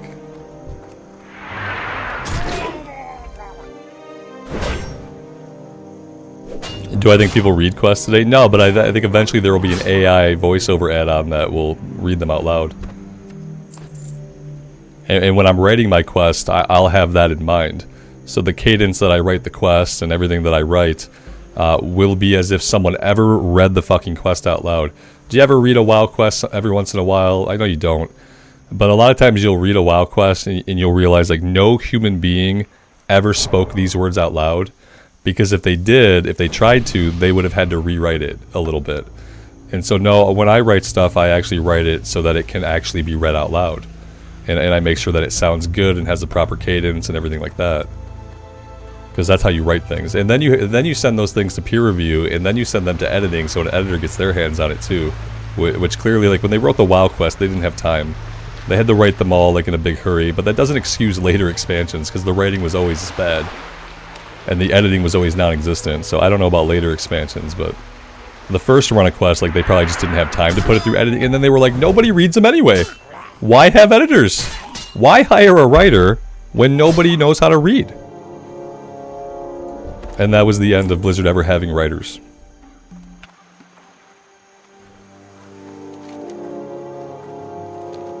And we can get out of here. We're done killing Murlocs up here.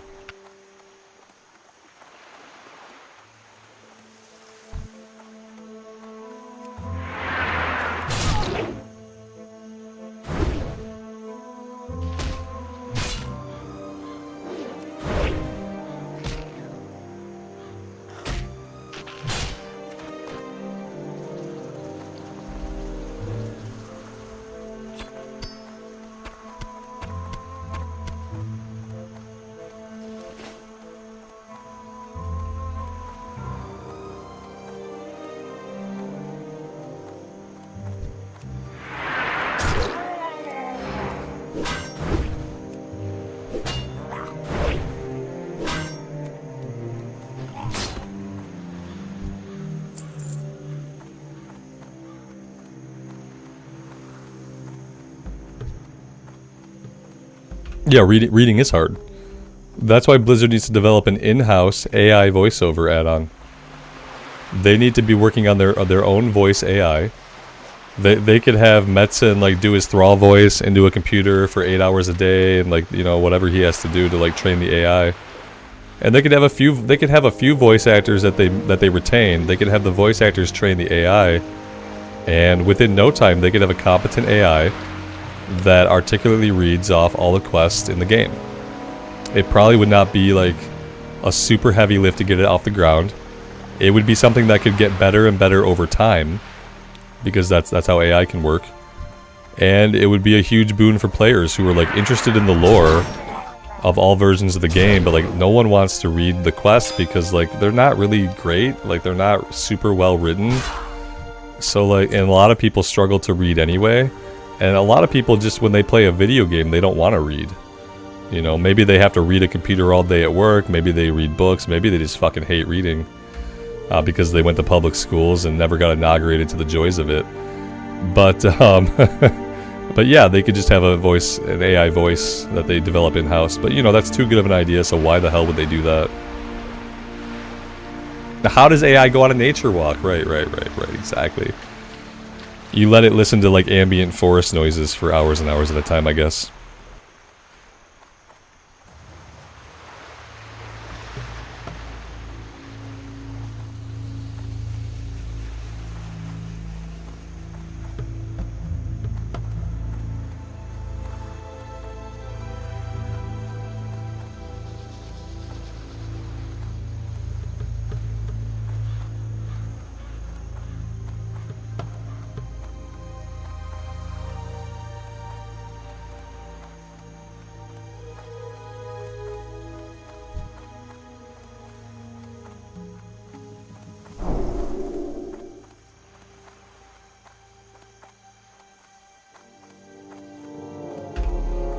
Colonel Boomer, you love the casual rambling insults. Yeah, I know that casual rambling insults are the way to everyone's heart. So I figure if I like throw enough at Blizz, maybe they'll do some of the things that I talk about. It sucks being on the outside of things, and like, you know there are reasons why they can't do things. And you know that the reasons why they can't do things usually amount to like 1 or 2 people in the company not wanting those things or having something against those things. And you know that like oftentimes like really good ideas that could be really good for the game will just never see the light of day.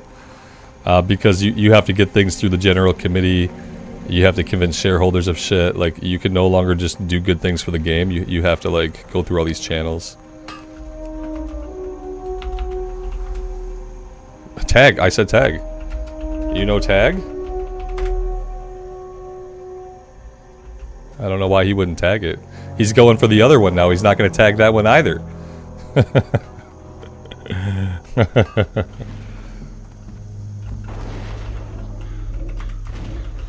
My tag? Yeah, I'm having too much fun with that.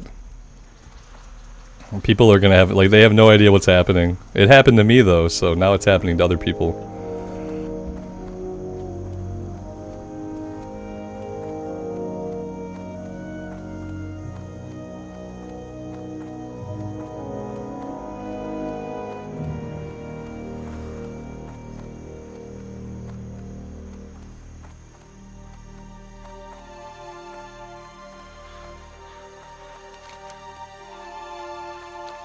Oh my god, we're so far away.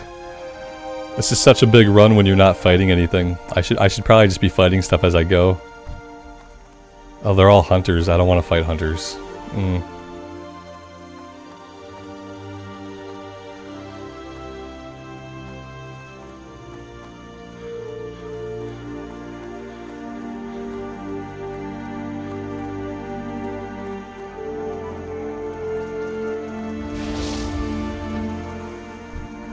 I should do a macro. Yeah, I should. Can I make... Well, I don't even know how I would write a text macro. I've never written a text macro before. I guess like /say, I would type /say, and then I would type whatever I wanted there, right? Maybe I should do that. Maybe I should work on that while I run through hordes of murlocs. Let's go with a new macro. Like smelting is good. Like, yeah, we want to smelt. We want to mine. I don't know if I can find like a mining specific one. Yeah, let's do that. Call it tag. /say tag. Maybe it's that simple. Maybe that's it. It is that simple. It turns out.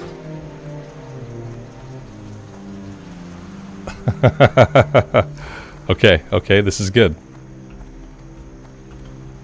This is great. I can do all my communicating in macros from now on. Tag, and then I think I need I need another one. Let's see. I guess it really doesn't matter what the icon is. But maybe I can find one. We'll just do monkey grip because monkey stance because monkey stance is really stupid.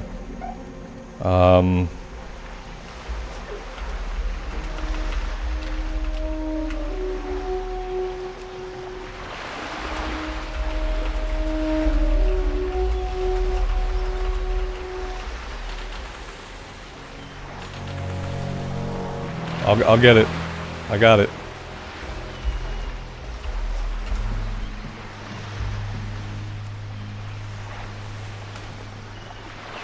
Oh, wrong one. Okay, where'd it go? Oh, what did I do? Oh, here it is. I got it. I figured it out. There we go. That's all I need. Tag, and then what? You don't know about tag? We'll evolve more of them as we go. Maybe we'll need more, but for right now, that's good. I need a couple of what? Tide hunters? I need tide hunters. Yeah, I think I need a couple of these guys right over here. So yeah, we'll do tag, and then we'll do what? You don't know about tag? And we'll just confuse every single person that we come across while we're mining. And maybe by confusing them, we'll gain the upper hand. And we'll get the tag.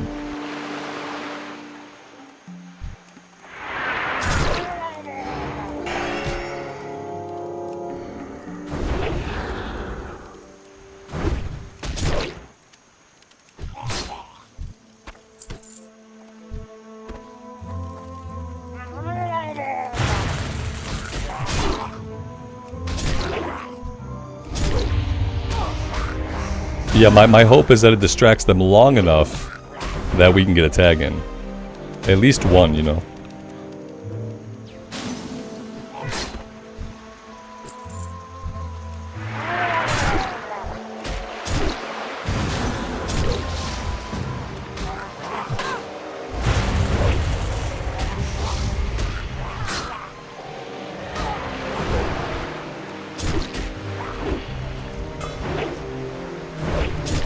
A potion would be really good right about now. I guess we're okay. We have a poison ticking on us that could probably kill us if I don't go ahead and eat. And that being said, we are done with the group and we are done with the quest. Yeah, by the time they start saying anything back or questioning it, like, I'll have the ore and I'll be running away. Absolutely.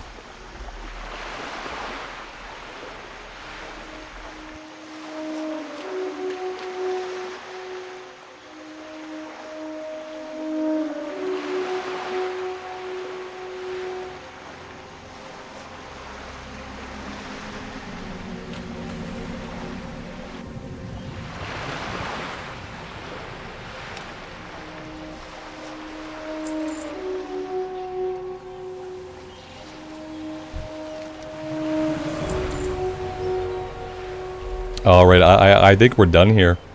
Yeah. I think I'm done here. Let's... What do we want to do now? We could do some questing in Redridge. We eventually have to get the bottle of moonshine.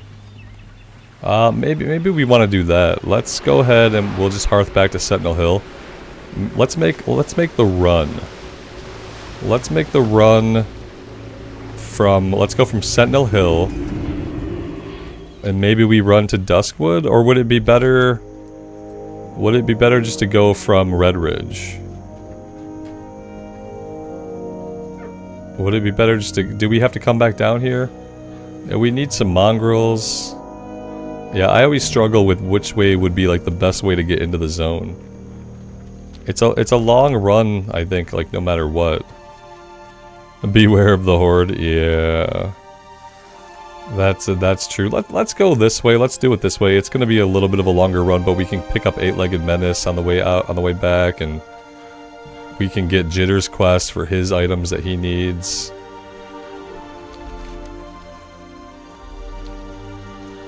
Yeah, well, let's do it this way.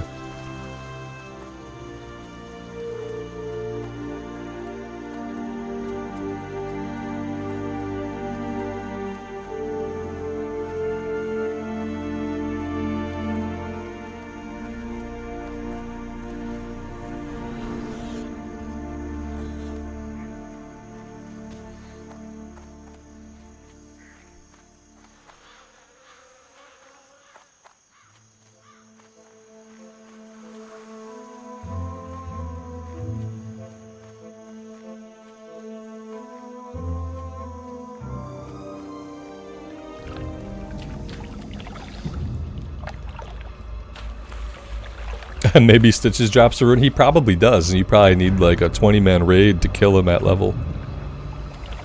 Because now he's been buffed, you know? Now he's even buffer than before. Same thing with like every mob got buffed, so like every mob that used to kill you in 2 hits is now going to kill you in 1 hit.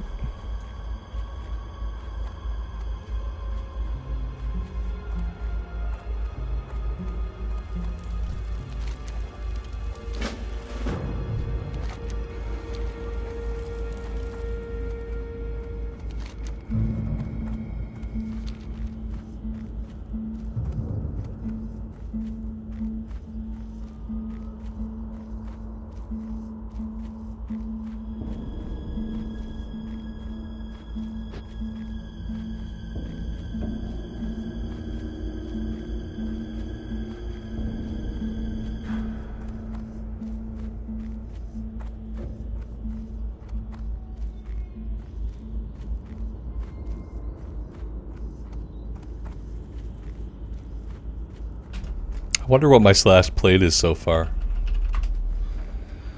We have played for 26 hours and 34 minutes. 26 hours for level 20.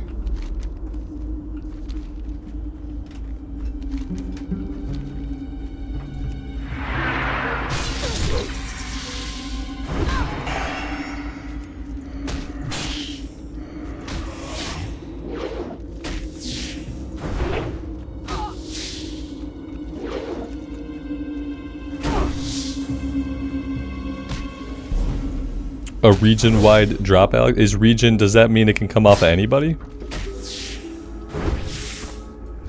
Like, anything in the zone can drop it?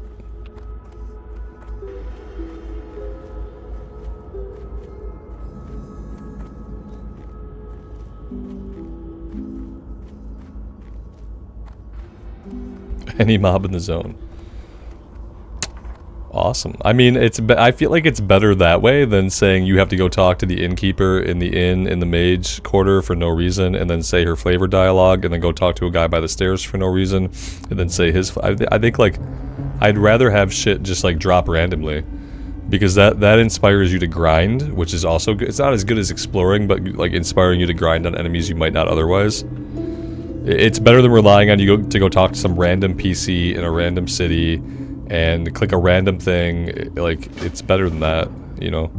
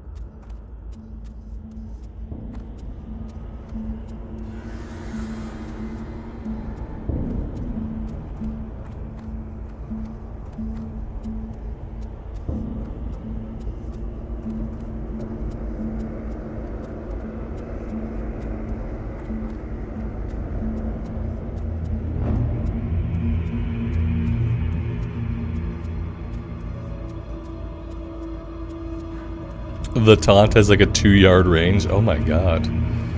Alex, that's kind of awful.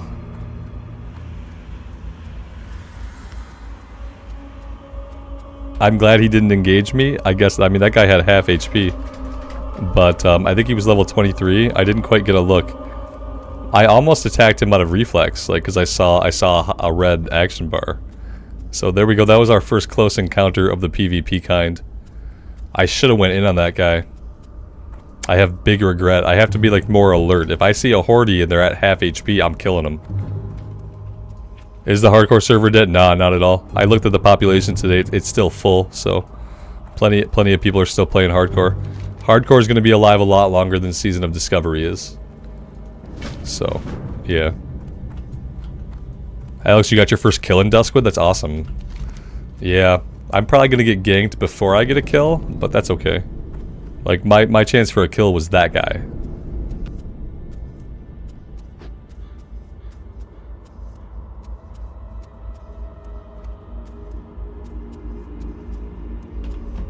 You wonder how many people lost characters yesterday with the server crashes? Probably lots of people. A couple people were hanging out in chat, said they were playing hardcore when the servers crashed, and that they were likely dead.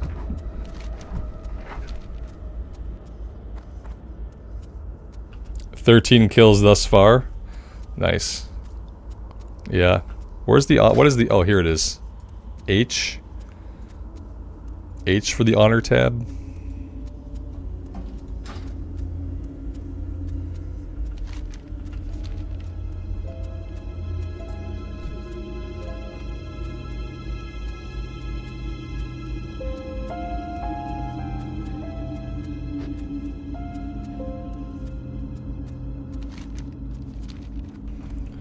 I was hoping I would be a little bit of a higher level before having to do a lot of stuff in Redridge or Duskwood, but it looks like we're probably going into Redridge like now-ish. Don't really know how that's gonna go. Like, but yeah, we're at level to work on these zones, and we don't really have, unless I want to go to Duskwood, or rather Darkshore, which I don't really want to go to Darkshore if I can avoid it. I've already missed like many of the introductory quests in Darkshore. So I'm gonna have to make Redridge and Duskwood work for me.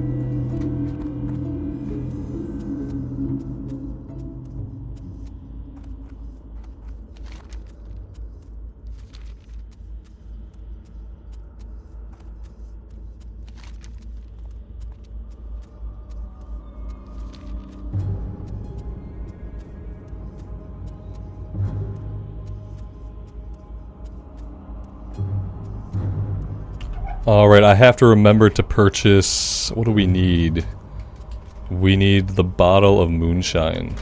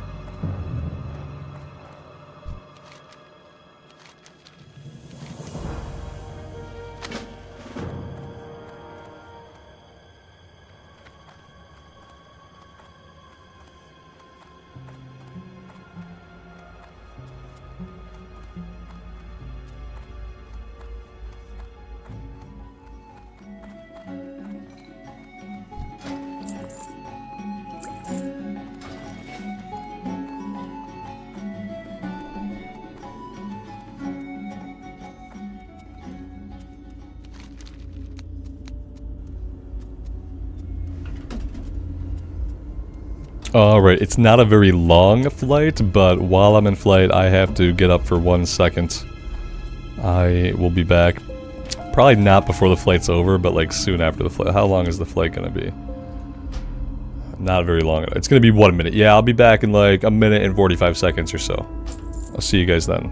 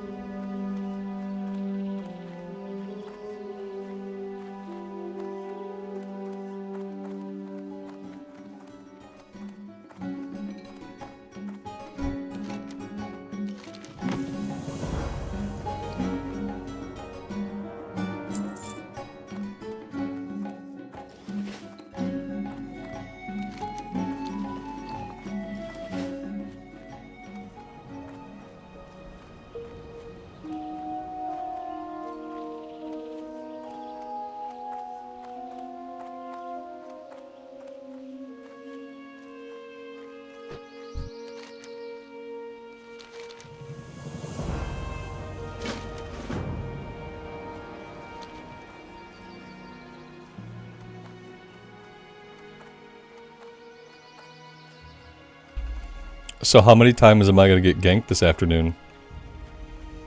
Because we have a lot of stuff to do here. And I heard there was a band of 25 hordes killing people somewhere nearby.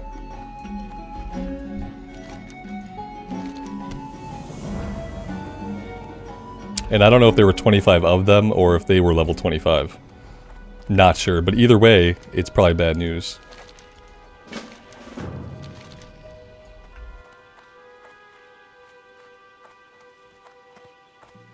It's a PvP server, yeah.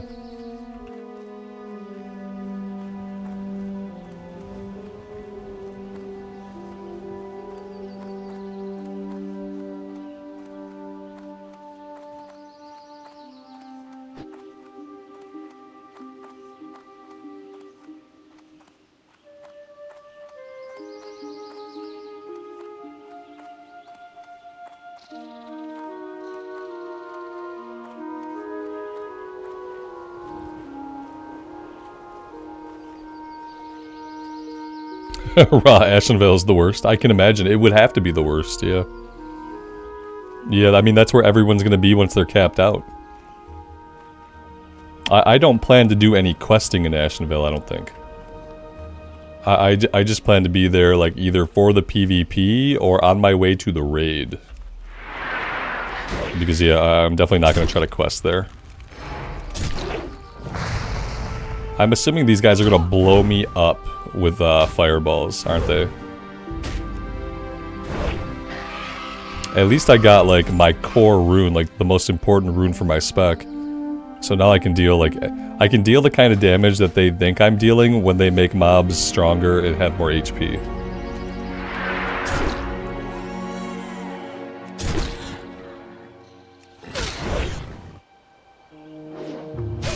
Am I still playing the Ret Pally and Wrath? Whenever I do play Wrath, which hasn't been recently, yeah. Yeah, right now the Ret Pally is my main for Wrath whenever I do get on.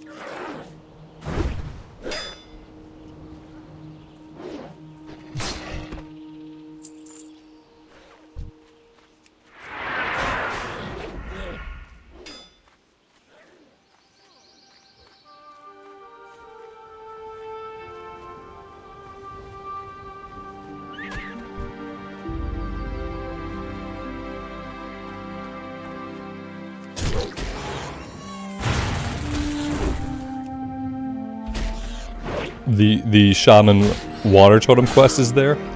Yeah, see, I wouldn't be doing that. Water Totem? What Water Totem? You mean the one that I might get at level 25?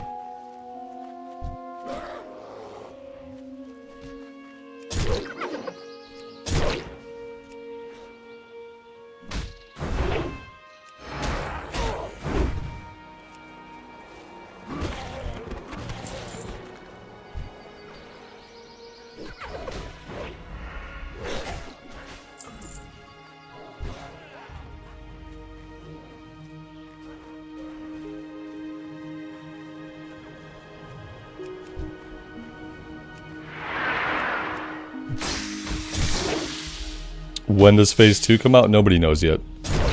I wouldn't expect them to tell us until it's like 2 weeks away. They said maybe a month, maybe 2 months, that they would look at data and they would see where the majority of players were at, and they would decide based on that. I wouldn't expect any. I would say 2 months at the least. Possibly longer, depending on how long they want the overall season to go on. And how many changes they want to make during each phase.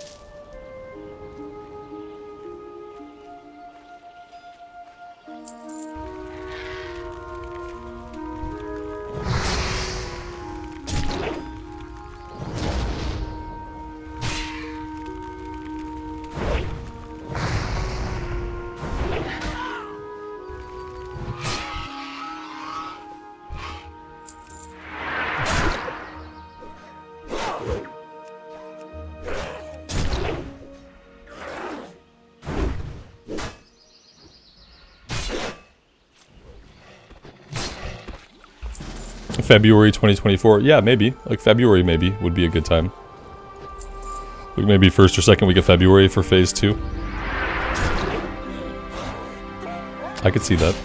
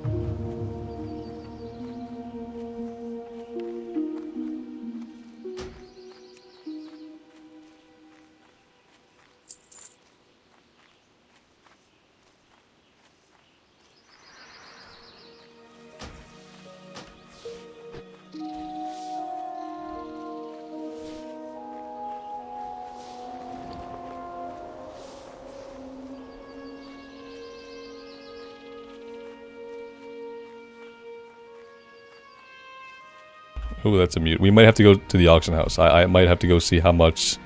Unless someone can tell me how much silver ore is going for on the auction house, I might have to go back right now.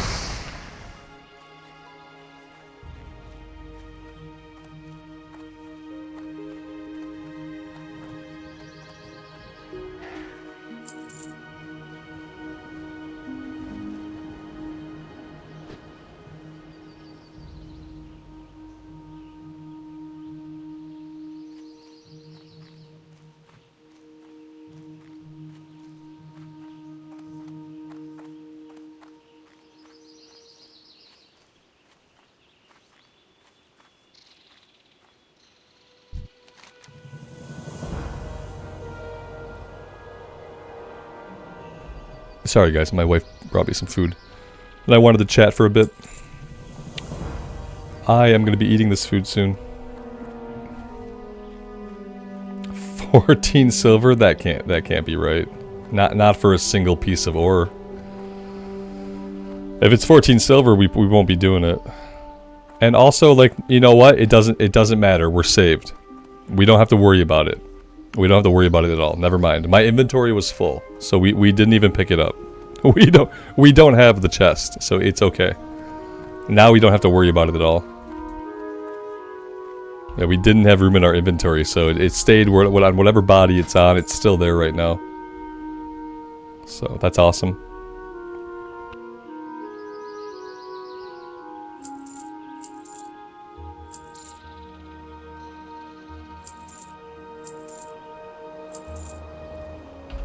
Some of this stuff I need snouts, meat, and meat. I don't need livers.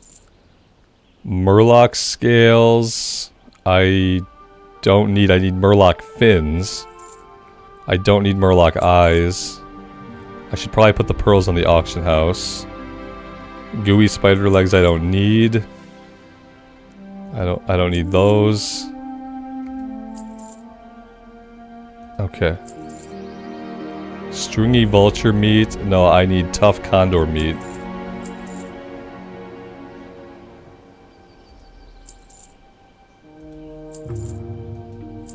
Okay, I think that's good.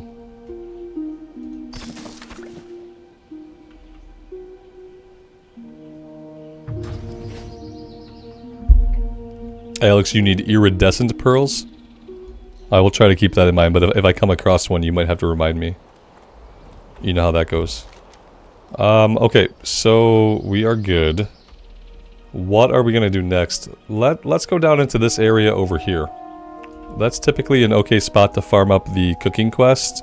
While we do that, I am gonna turn my camera off, and I am gonna eat this food. So let me pin a little comment here.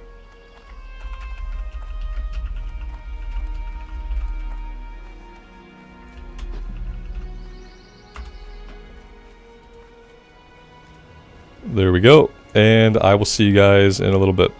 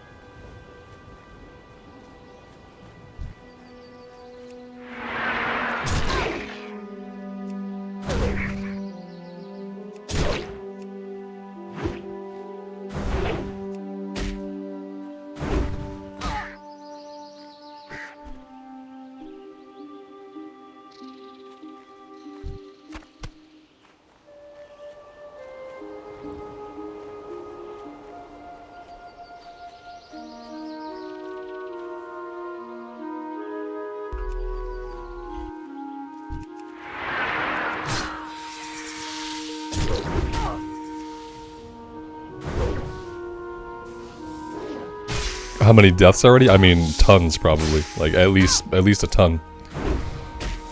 3.87 deaths already. Mm-hmm. Silver bars. I don't really want to do silver. I'll hang on to it. I'll hang on to it in case we don't get anything else. But apparently they could be very expensive. And I don't have any silver on standby. And finding silver out in the world is like a chance off of tin. So don't know if we'll be finding any silver anytime soon. We need 6 bars. That's not too bad. That's not too bad. I feel like yesterday we needed more silver. I thought it was like 14 bars. Maybe it wasn't. Maybe it was still 6.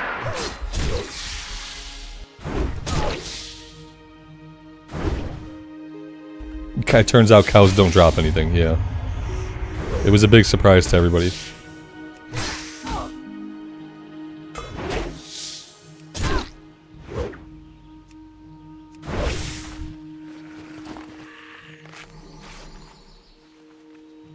Ah, the effing poison got me.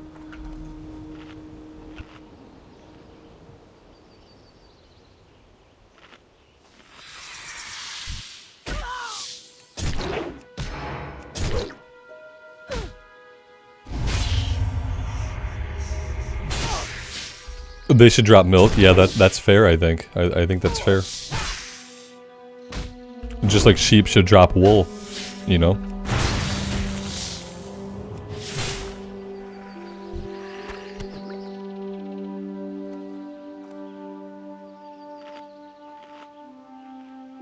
I should probably think about getting some food that's a little bit higher than level 5. Yeah, we should do that.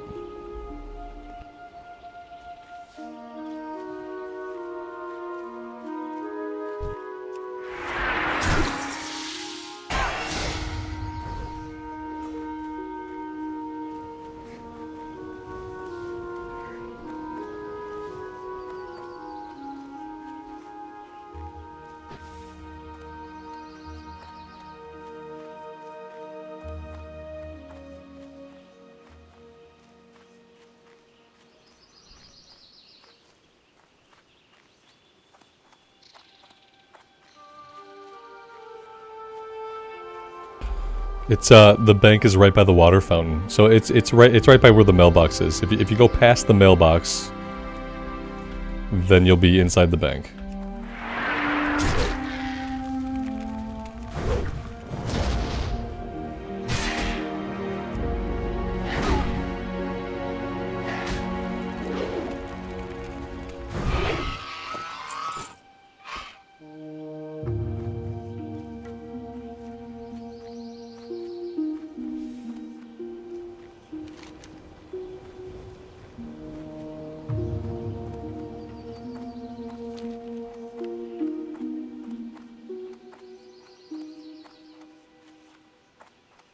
Oh yeah, there's no guild bank though. There is a bank. I you know, read half of your sentence. There is a bank, but there is no guild bank, sorry. Which might explain why you can't find the guild bank, because normally it would just be in the bank. But it doesn't exist. Yeah, we got a bunch of class changes, but they can't be bothered to give us a guild bank. And they can't be bothered to turn on summoning stones. So yeah, but enjoy all your class changes.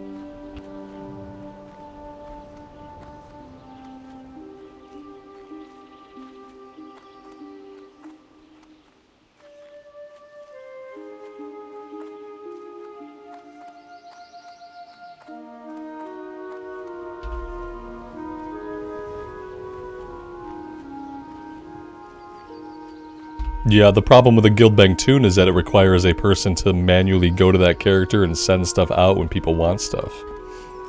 It's obviously not as good as setting like withdrawal permissions in a guild bank. I don't think there should not be any version of a massively multiplayer online RPG that doesn't have some kind of guild bank functionality, especially if you have guilds. Then like, yeah, having a guild bank is obviously, it's a necessity at this point.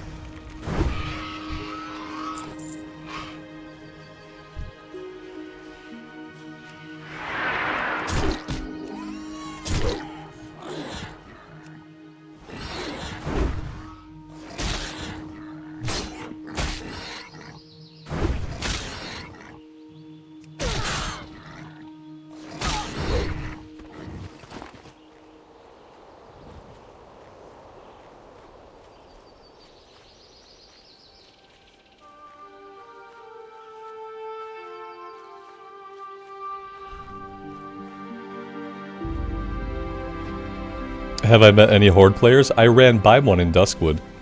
He was at half HP and he was level 23. And if I had any PvP instincts, I would have rushed in and killed him on the spot. Instead, I ran by him and was like, huh. That was my only close encounter so far.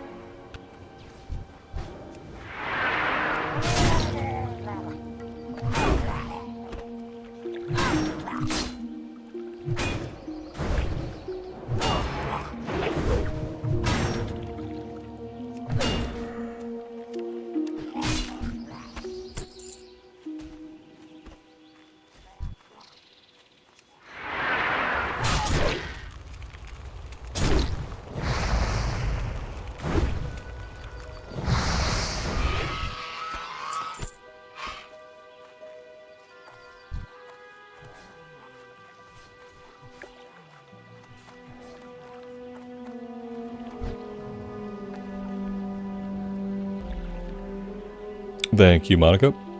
Forgot all about it, and I never see it because the pinned comment is in the least visible place in chat. So even I don't see it.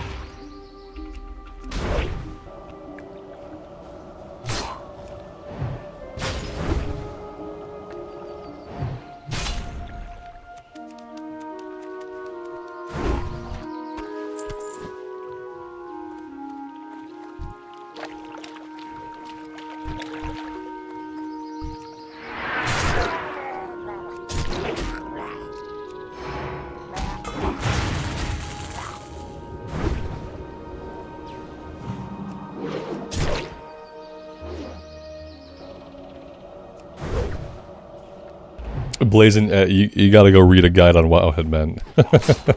It's a lot different. There are class changes, there are things to find in the world, kind of.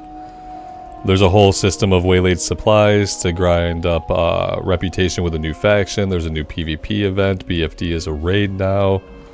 You should go read the overview on Wowhead. They have a pretty good overview that covers everything in short.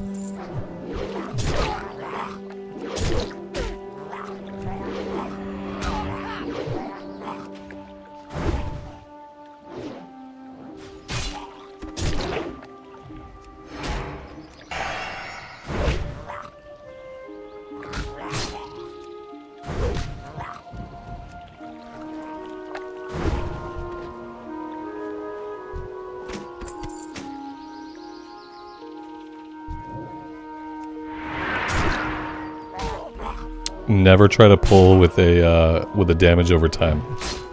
You don't get the tag on the mob until the damage over time actually hits, and it doesn't hit right away. If you're trying to pull as like a priest or as a warlock, you gotta pull with your wand. And even that might not be fast enough.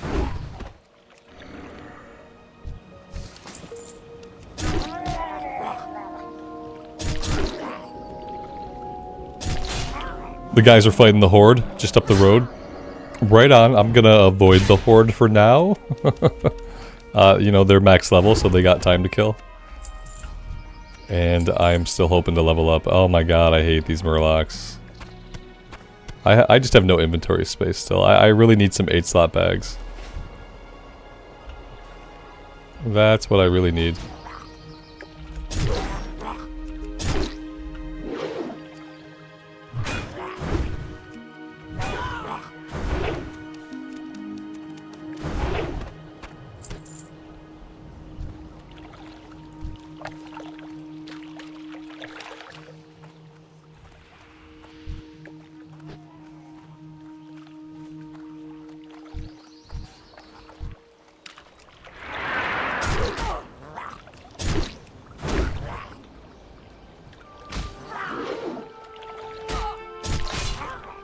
Yes, they have time to kill enemy players. Right.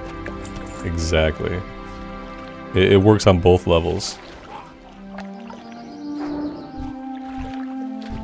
So many people are just getting killed by these guys. Like, so many people are just straight up getting killed. It's actually kind of funny. I have no inventory space. By all rights, I shouldn't be out here doing this quest. That being said, yeah, like, I have no inventory space. I only have one of each item. I'm gonna be out here for 6 more hours grinding them. I probably just have to go back to town.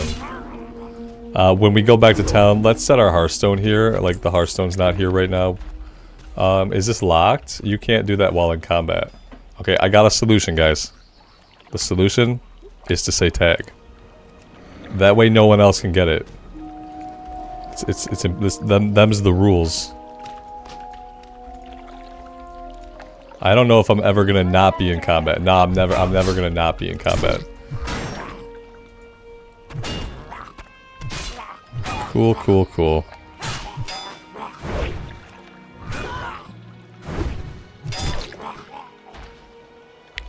I'm still in combat. With what? I have no idea. I'm in combat with everything. Now I'm not in combat, but now I'm right back into combat. So that lasted really long, didn't it?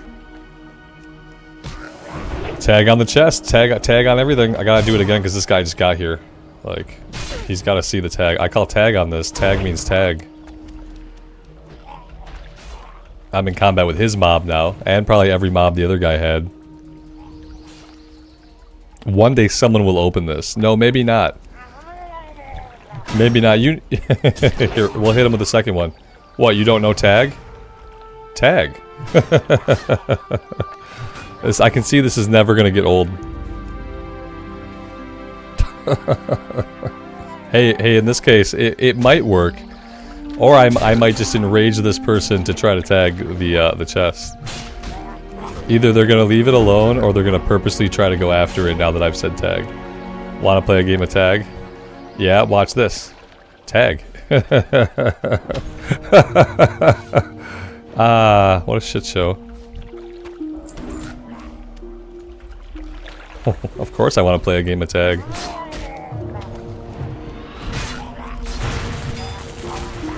Oh shit.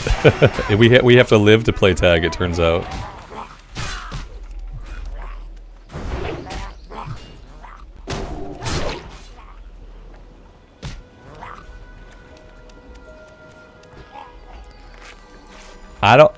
I don't think we're looting the chest. I don't think we're looting the chest. I don't think anybody is ever gonna be able to loot the chest, ever.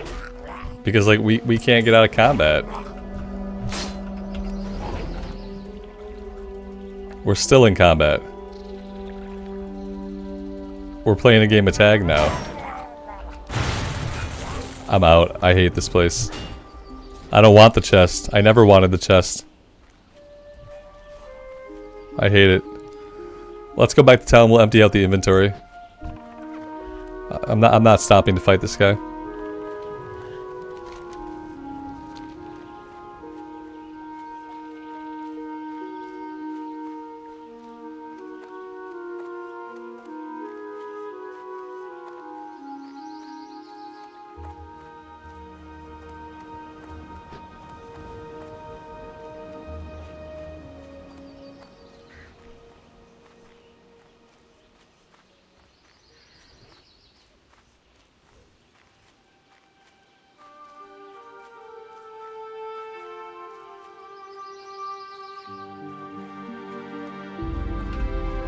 Bug Tussle, good afternoon, man. Welcome back. Channel CC, good afternoon, good evening to you. Welcome to the stream.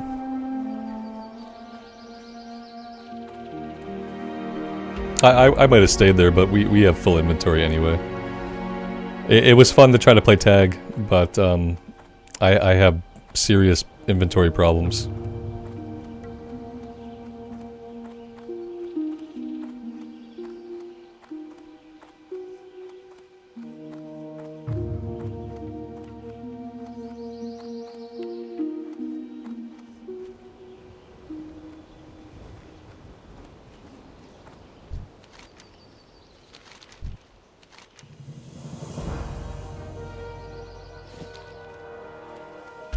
Alright, let's vendor everything we can.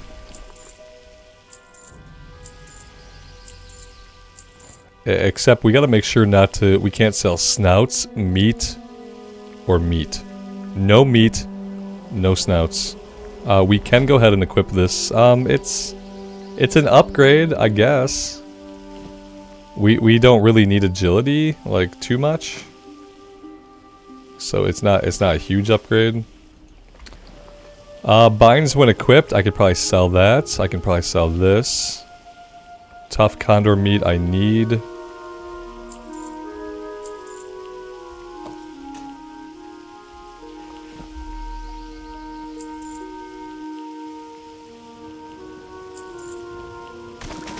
That's really all I can do. I can get rid of the rough stone. I don't really need rough stone anymore.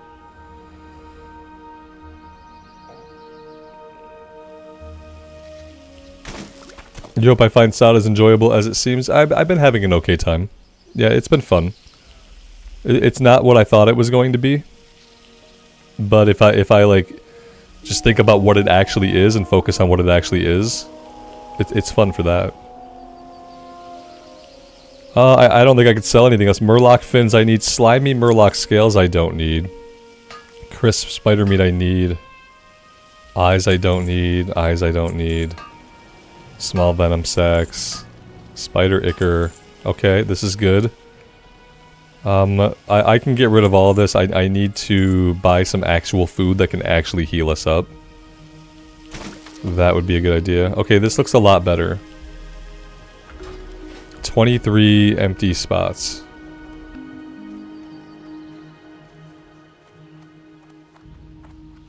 To play WoW with a nice frame rate, like, you could probably build a PC that could play WoW at 60 FPS. Like, looking how I have it going right now, you know, for like 1,200 bucks. If you're building a desktop, which I recommend that you do. If you just want to build a desktop, like 1,200 bucks. If you want to go like all out on a WoW desktop, like maybe 1,500 bucks. I've got a 3060. When I built my rig, I built it through iBuyPower. I built it like a year and a half ago. Maybe like a year ago. It was a little bit over a year ago. I paid about $2,000 overall, but if I built the same computer today, I'd probably only pay $1,500 for it.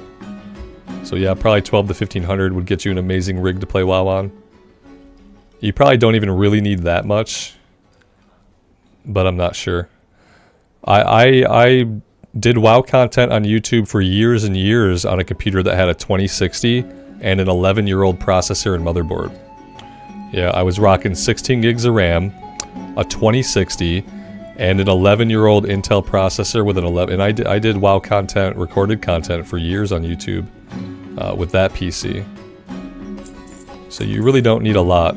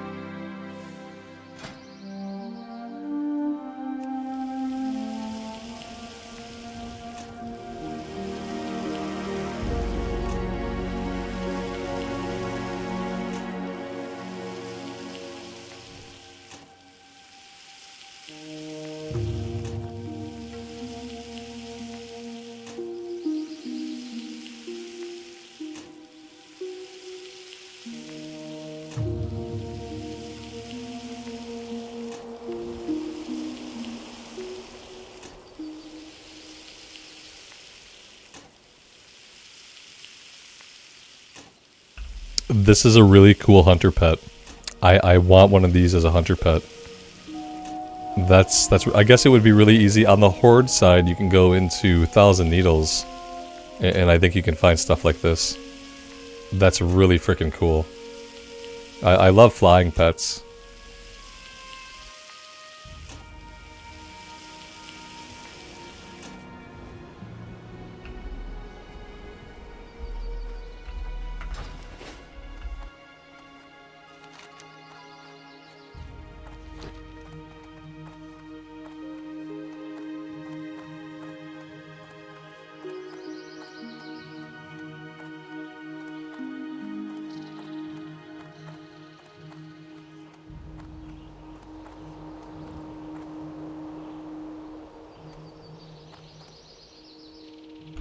Veldraken eats FPS like a beast. Yeah, Veldraken, like any hub in retail WoW because of how inefficient the WoW engine is, and because of how many things have been stacked on top of it over time, and just how poorly optimized it is.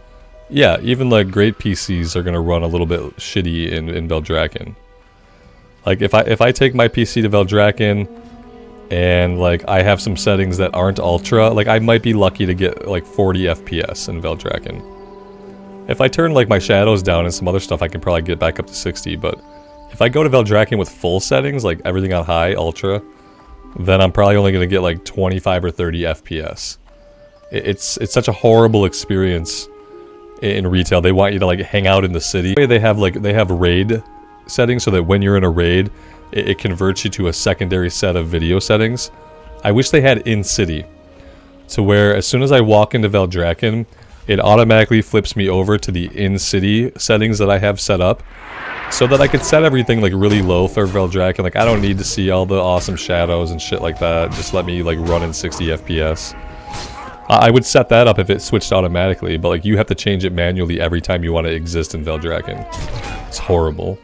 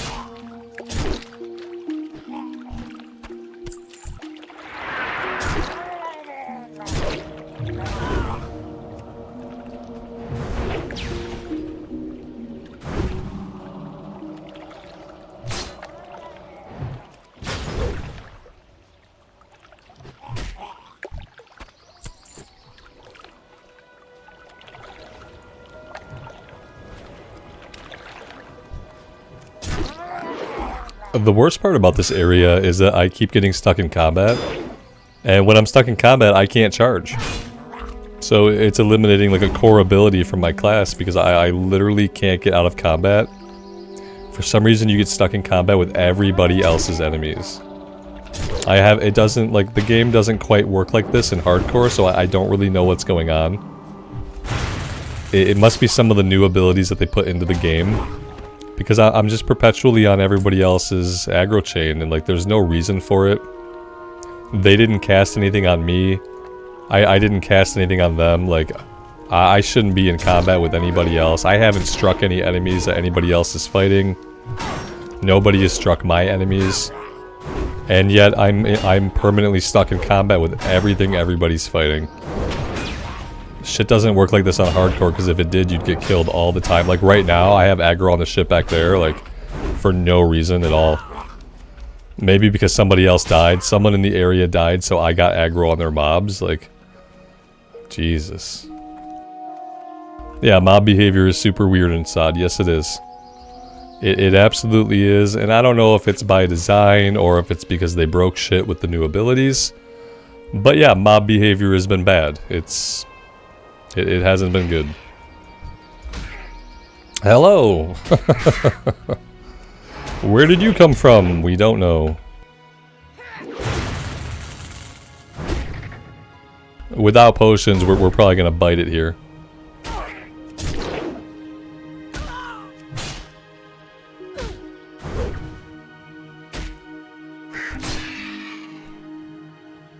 It's surprising. Now, like, we can't eat. You're too full, guy. I'm too. It said it. I don't know if you guys saw it. It said you're too full to eat more. I can't do that yet. Am I lagged out? Am I lagged out? My internet's good. Maybe the server's dying. There we go. Now I can eat. There's some kind of lag going on. There's a little bit of server side lag going on. Yeah. It said I'm too full to eat right now. I beg to differ. Don't tell me when I can eat. I'll tell you.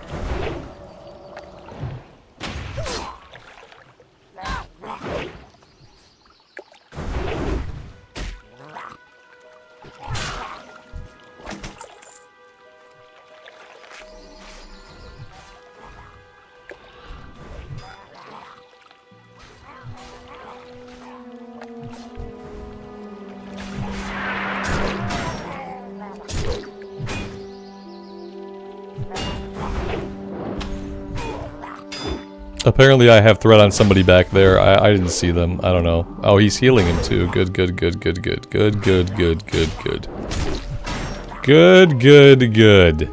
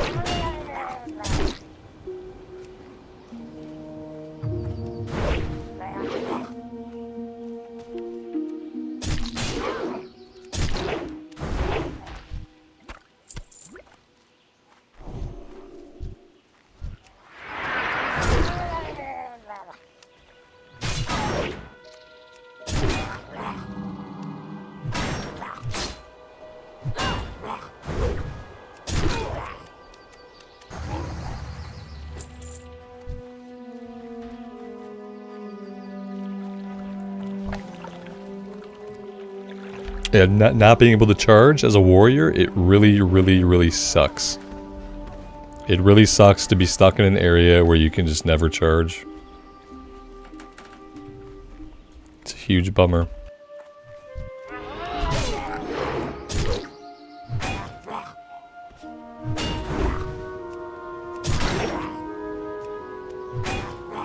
I now have threat on this asshole. No one really, we don't know why. I didn't fight this guy. I never attacked him a single time. He got down to half HP by somebody else killing him, and then suddenly he's on me. I don't know why, and I'm still in combat.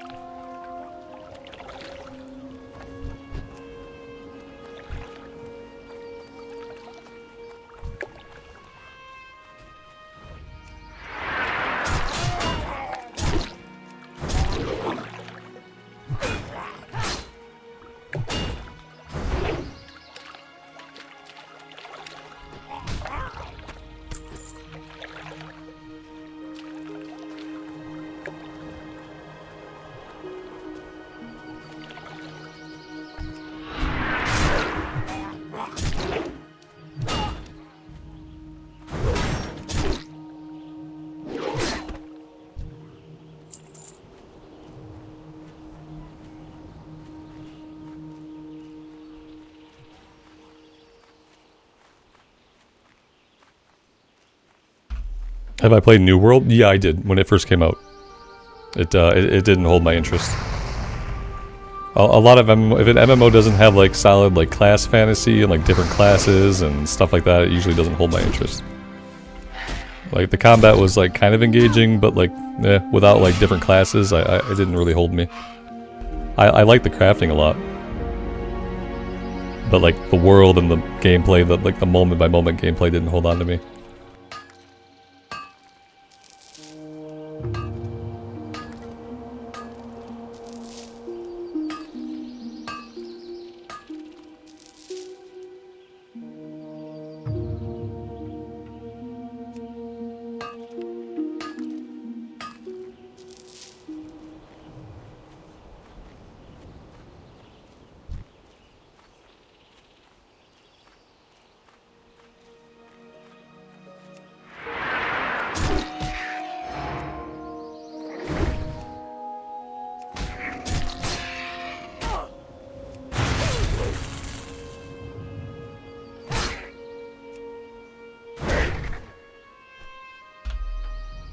Marlena, good afternoon. Welcome to the stream.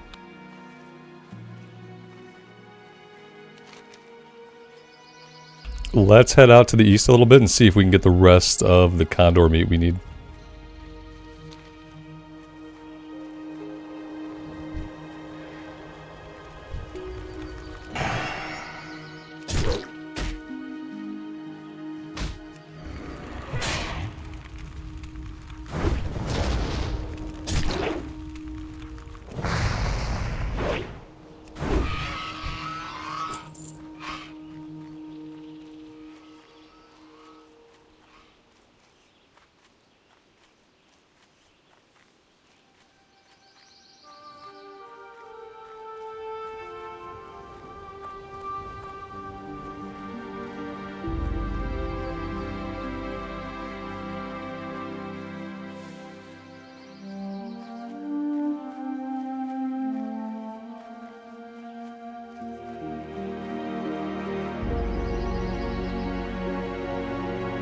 I imagine if I'm gonna get ganked by any like horde members, it's gonna be in a place like this.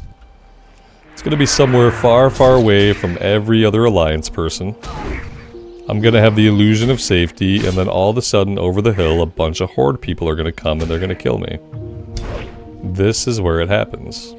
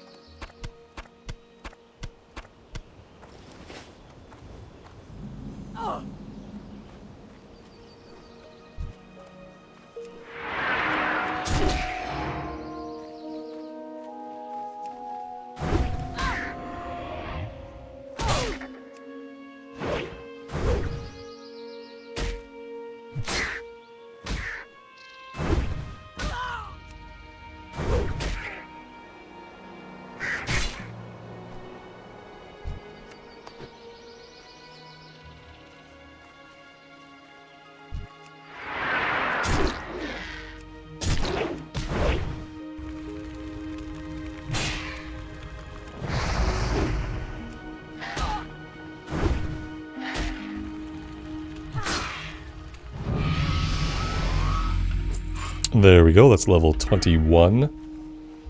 And I think we're going to keep going into Deep Wounds.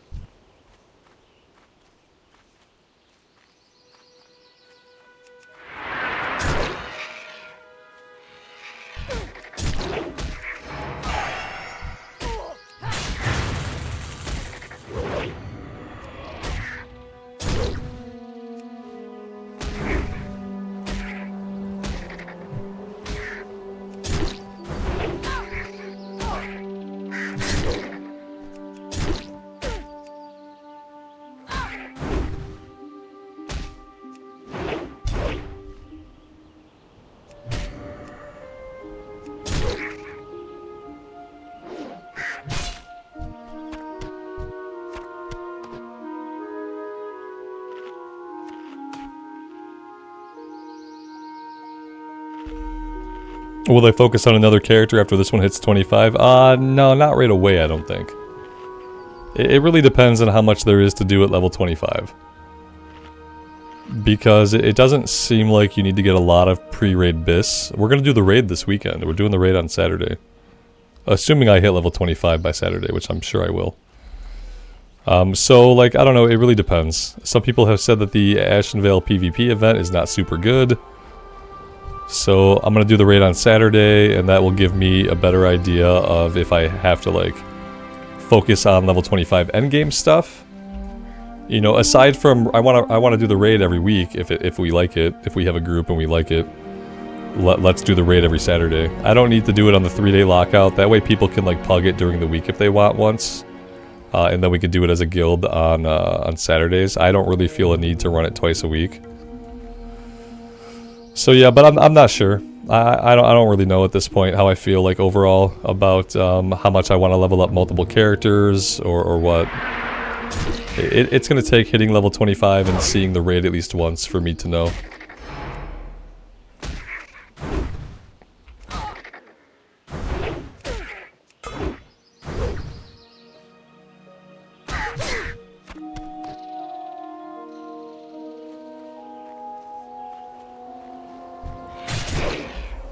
If the raid is fun and I enjoy it, and I think I might enjoy it on different classes, then I'll probably level up another class.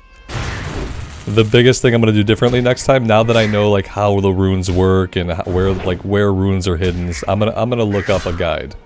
I'm gonna get all my runes that I want, because on future classes I'm gonna be looking up the locations.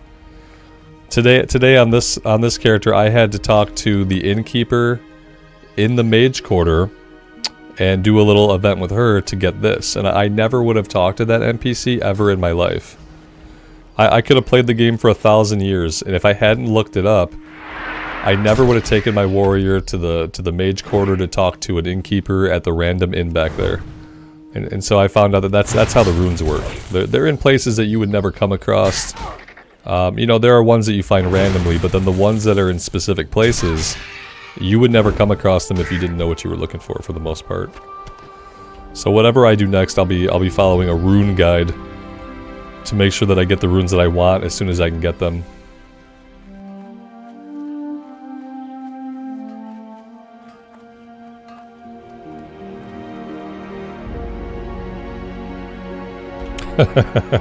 Aha! We have confused another player. Tag? What, you don't know about tag? He says I didn't see you, bro. He doesn't know. Like, people are not going to know that we're joking with them.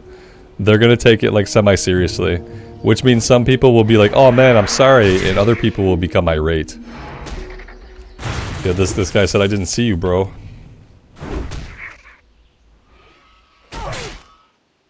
Those are my new text macros. Tag and what? You don't know about tag?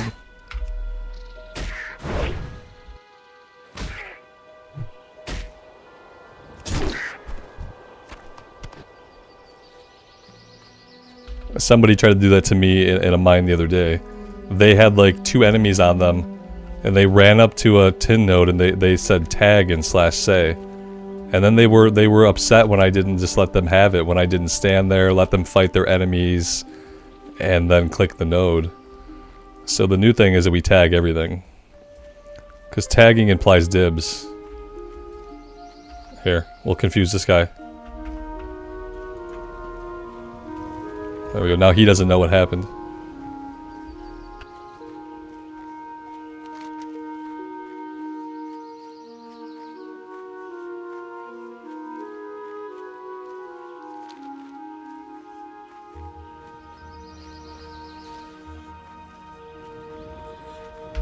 We need one more Gortus snout and one more Condor meat. I feel like I've sold the snouts before. I should be done with the snouts, but I'm convinced that I've sold some of them in the past.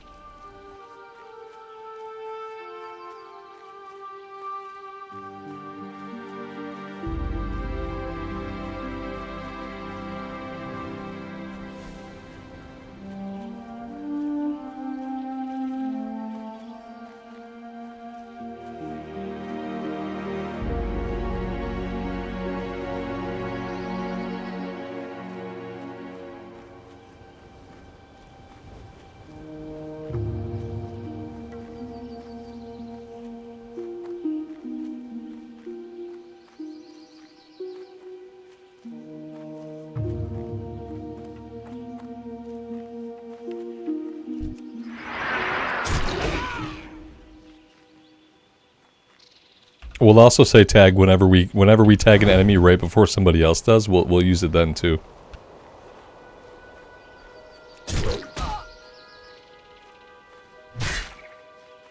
I'm sure people will appreciate that.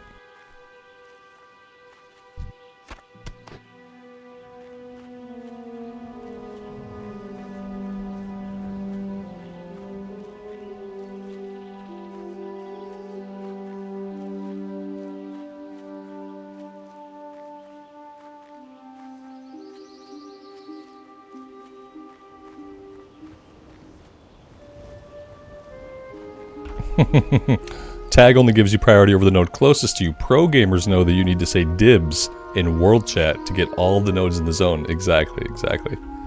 Yeah, we just call dibs on the entire zone. I feel like that's valid. Now I'm sad when there's nobody else around to see our tag.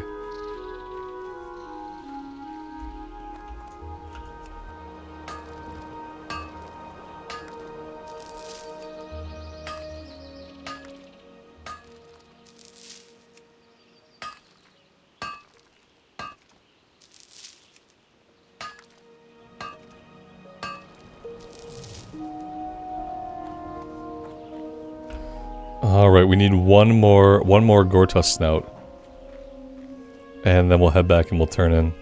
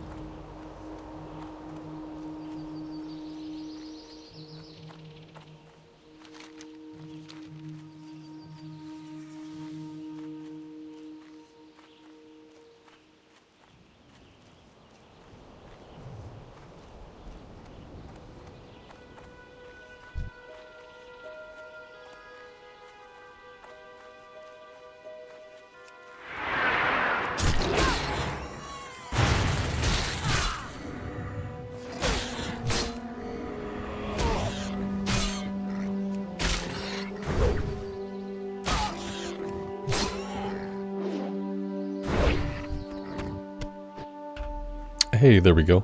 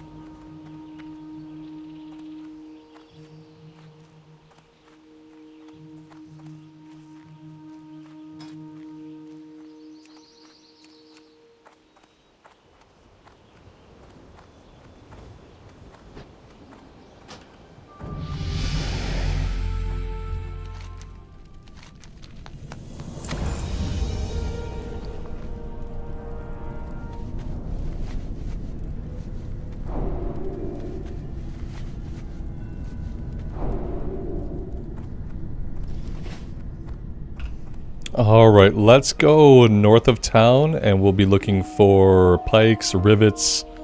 We need brutes and mystics as well.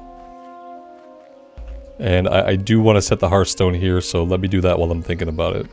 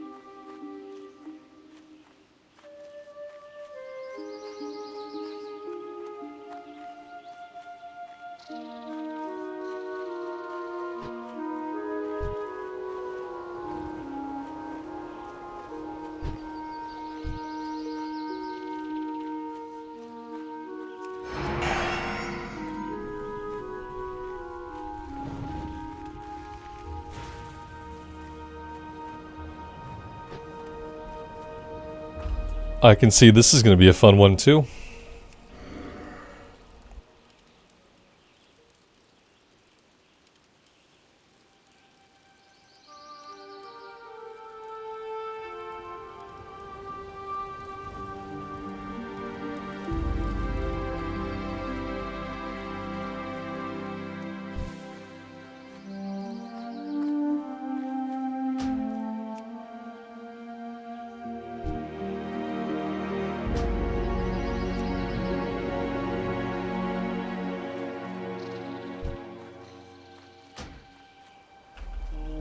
I feel like these people are already in groups.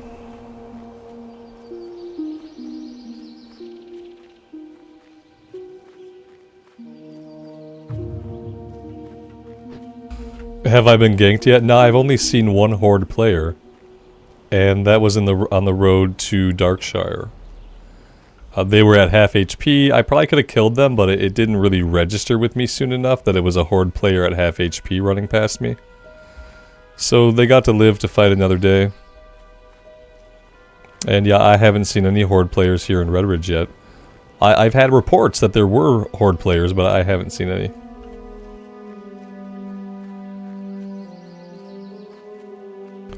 I've hardly seen any mobs either. The mobs are just as uncommon, apparently. I'd like to get an auto attack in, please. Auto attack, if you would.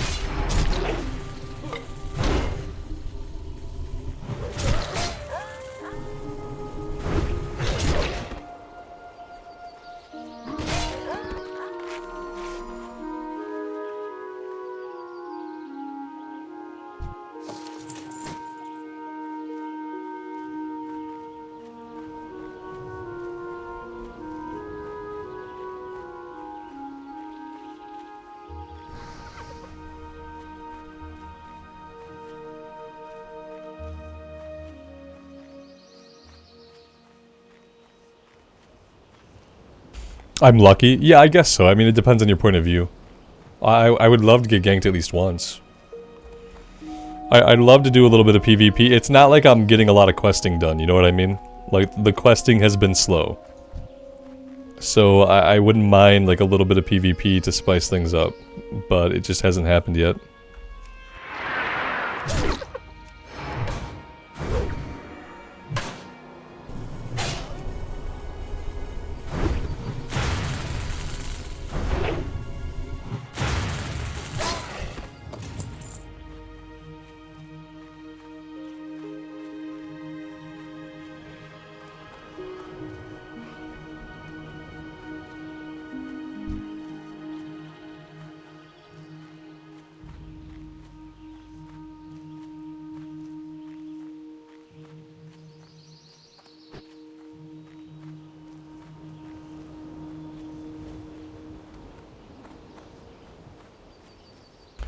This place is completely camped out. Like, every single square inch of this questing area is thoroughly camped.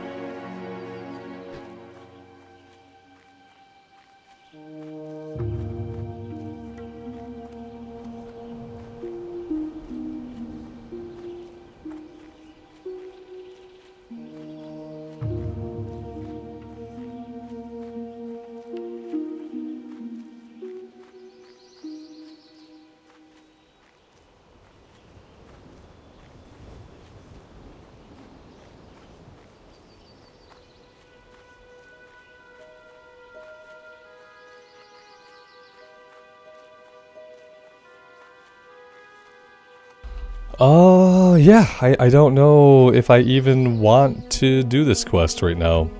Or if maybe I should be doing something else.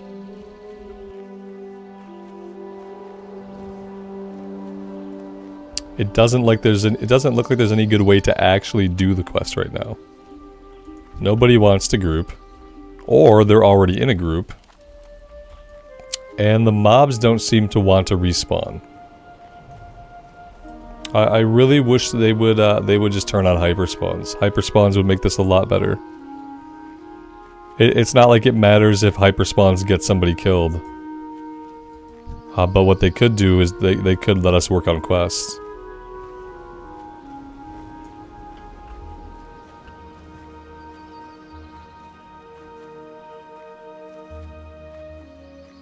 In 20 minutes hard. Yeah, if not before that. I mean, if I'm not able to really do anything right now, then maybe hard stop before 20 minutes from now. That's crossed my mind.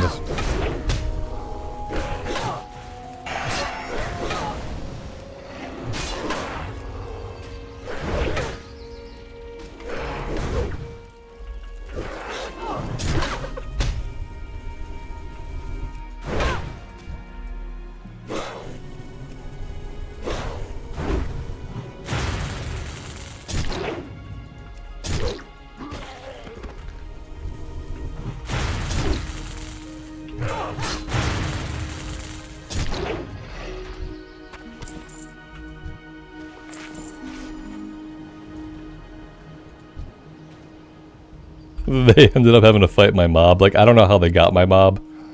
I'm not sure how they got him, but they ended up having to fight him anyway. That's nice of them.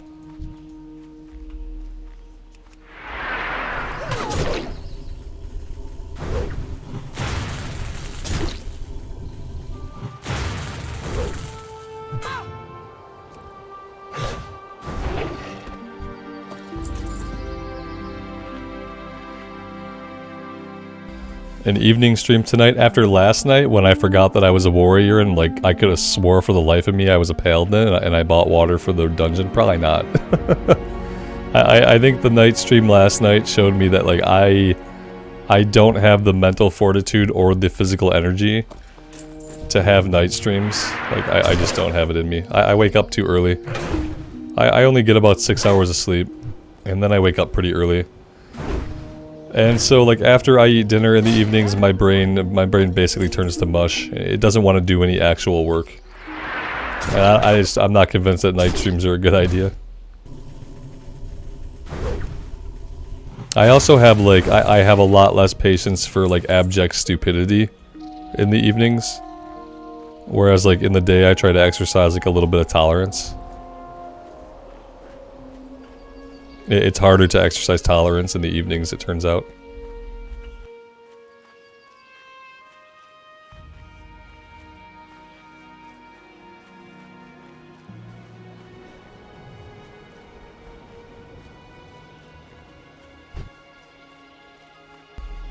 I think I'm on track to hit 25 by Friday.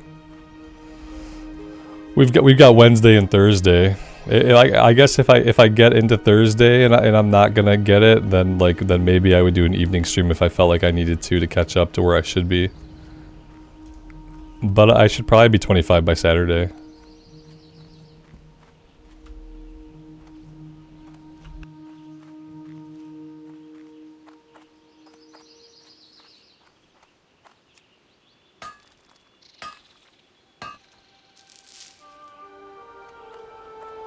There we go, another confused player.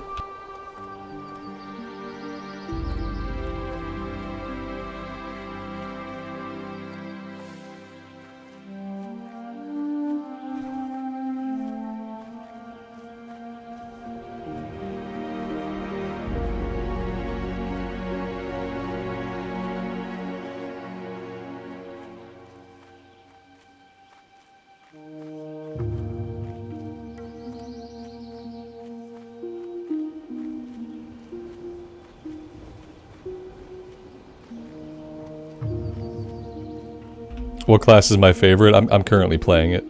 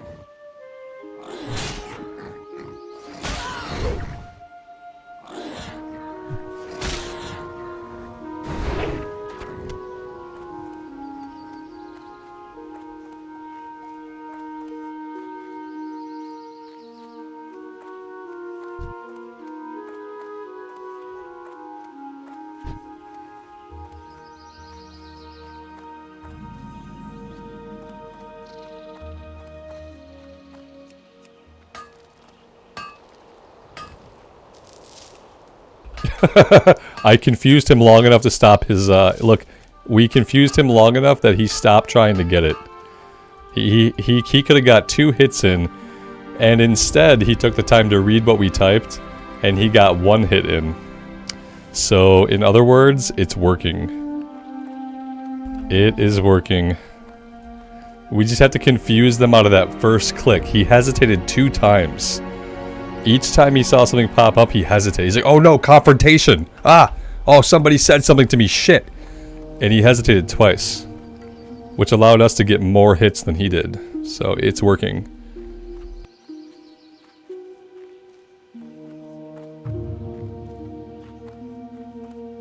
I figured it out as like a lot of people just, they don't like any kind of confrontation. And what they like, somebody talking to them in /say is confrontation. So it like unsettles people and it puts them on guard, and then they get momentarily distracted from what they're trying to do. 80% of people will react to it.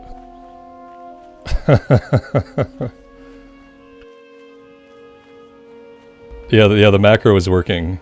Absolutely. I have to make sure to get the macro going on my hardcore hunter too. You know, they're also a miner. Let Charizard play, yeah. Charizard's hanging out down here with me till Christmas morning.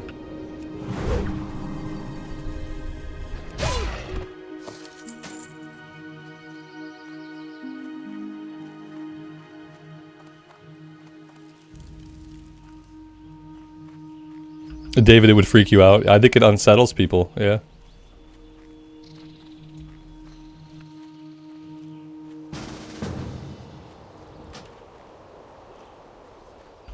I mean, I guess it's better late than never. They're all bashers. We don't need bashers. Every single one of them is a basher.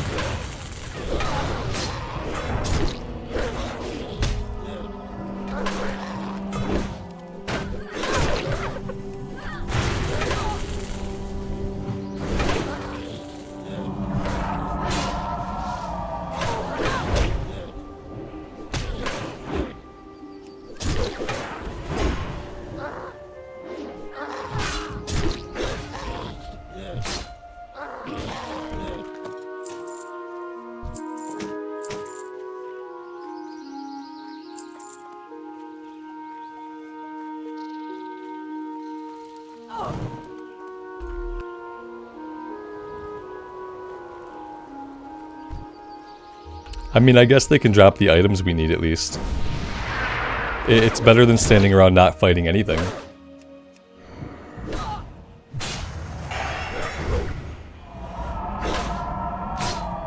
I mean, doesn't the penance spell, doesn't penance just look really, really cool? Like, the biggest reason I want to be a priest is so I can throw penance around. It's probably the coolest looking spell in the game right now.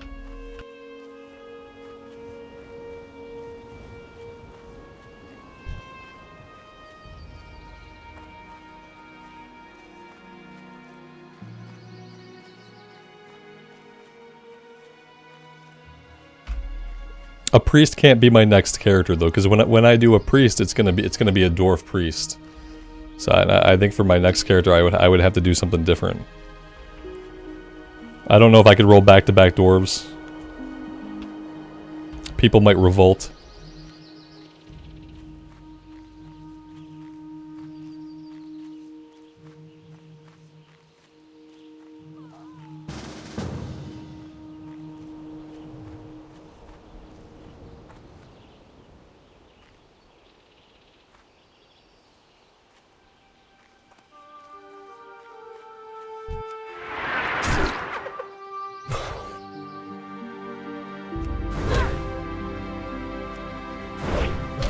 It applies to so many different situations, you know?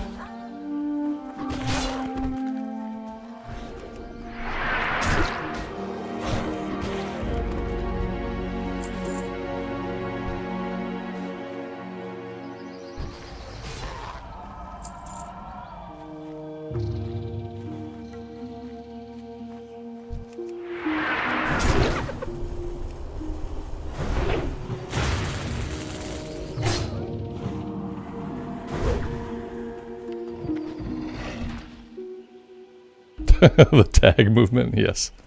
Exactly. Where I just try to baffle and confuse half the playership of the game.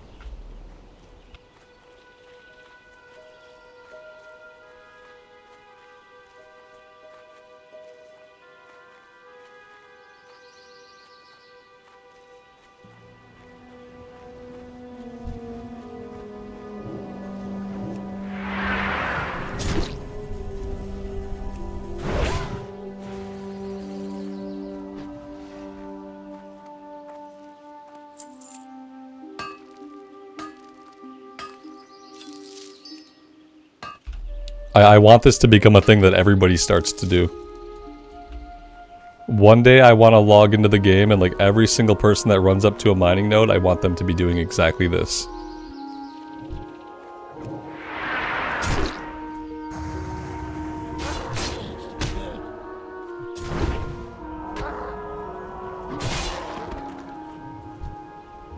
People are gonna think I'm trying to play tag. Maybe. I think when I'm taking mobs from them and saying it, and taking nodes from them and saying it, they'll figure out what I'm really saying. Yeah, I think one person did think I wanted to play tag. I wouldn't be opposed to it. But I think they'll figure it out.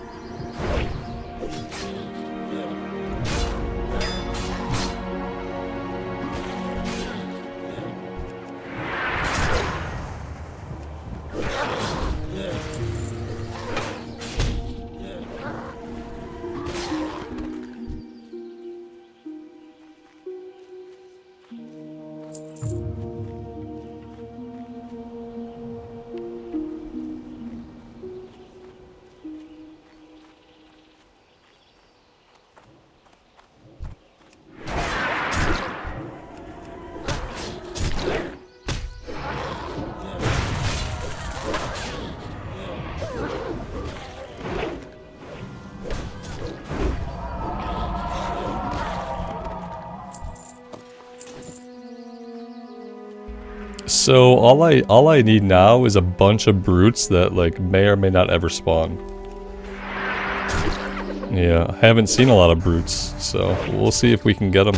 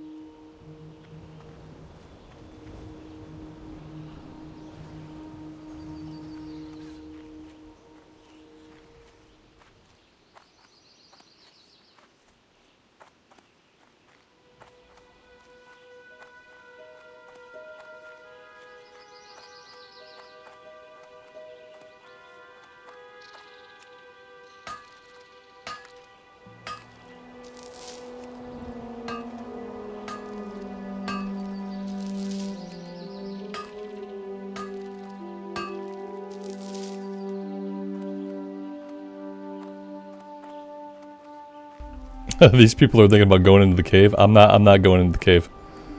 I gotta go my own way here. I have a small window of time, and I need all these brutes. What are the odds that this group actually helps me kill these? Probably not very good, seeing as how they all ran the other way.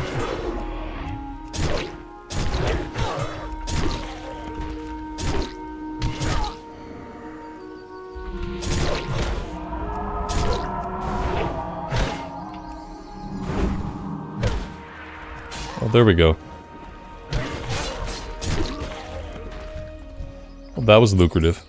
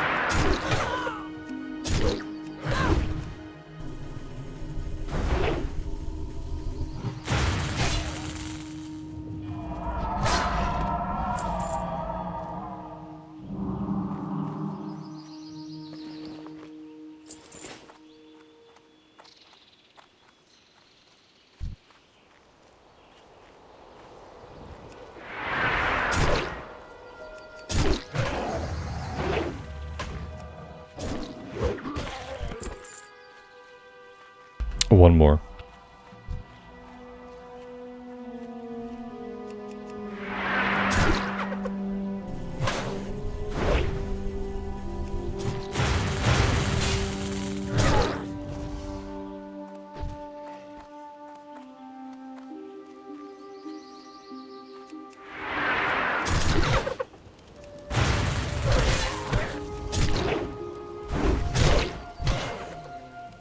Of course, we need one more so the whole camp spawns full of brutes. Makes sense.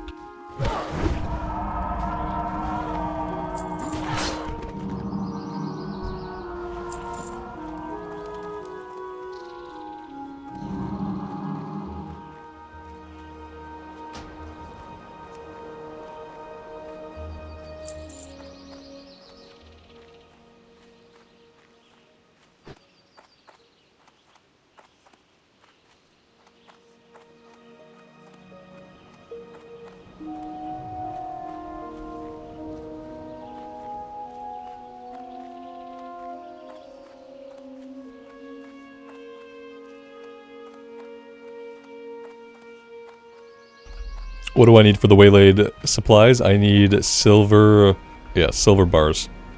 Eventually I'm going to buy some ore and I'm going to craft them.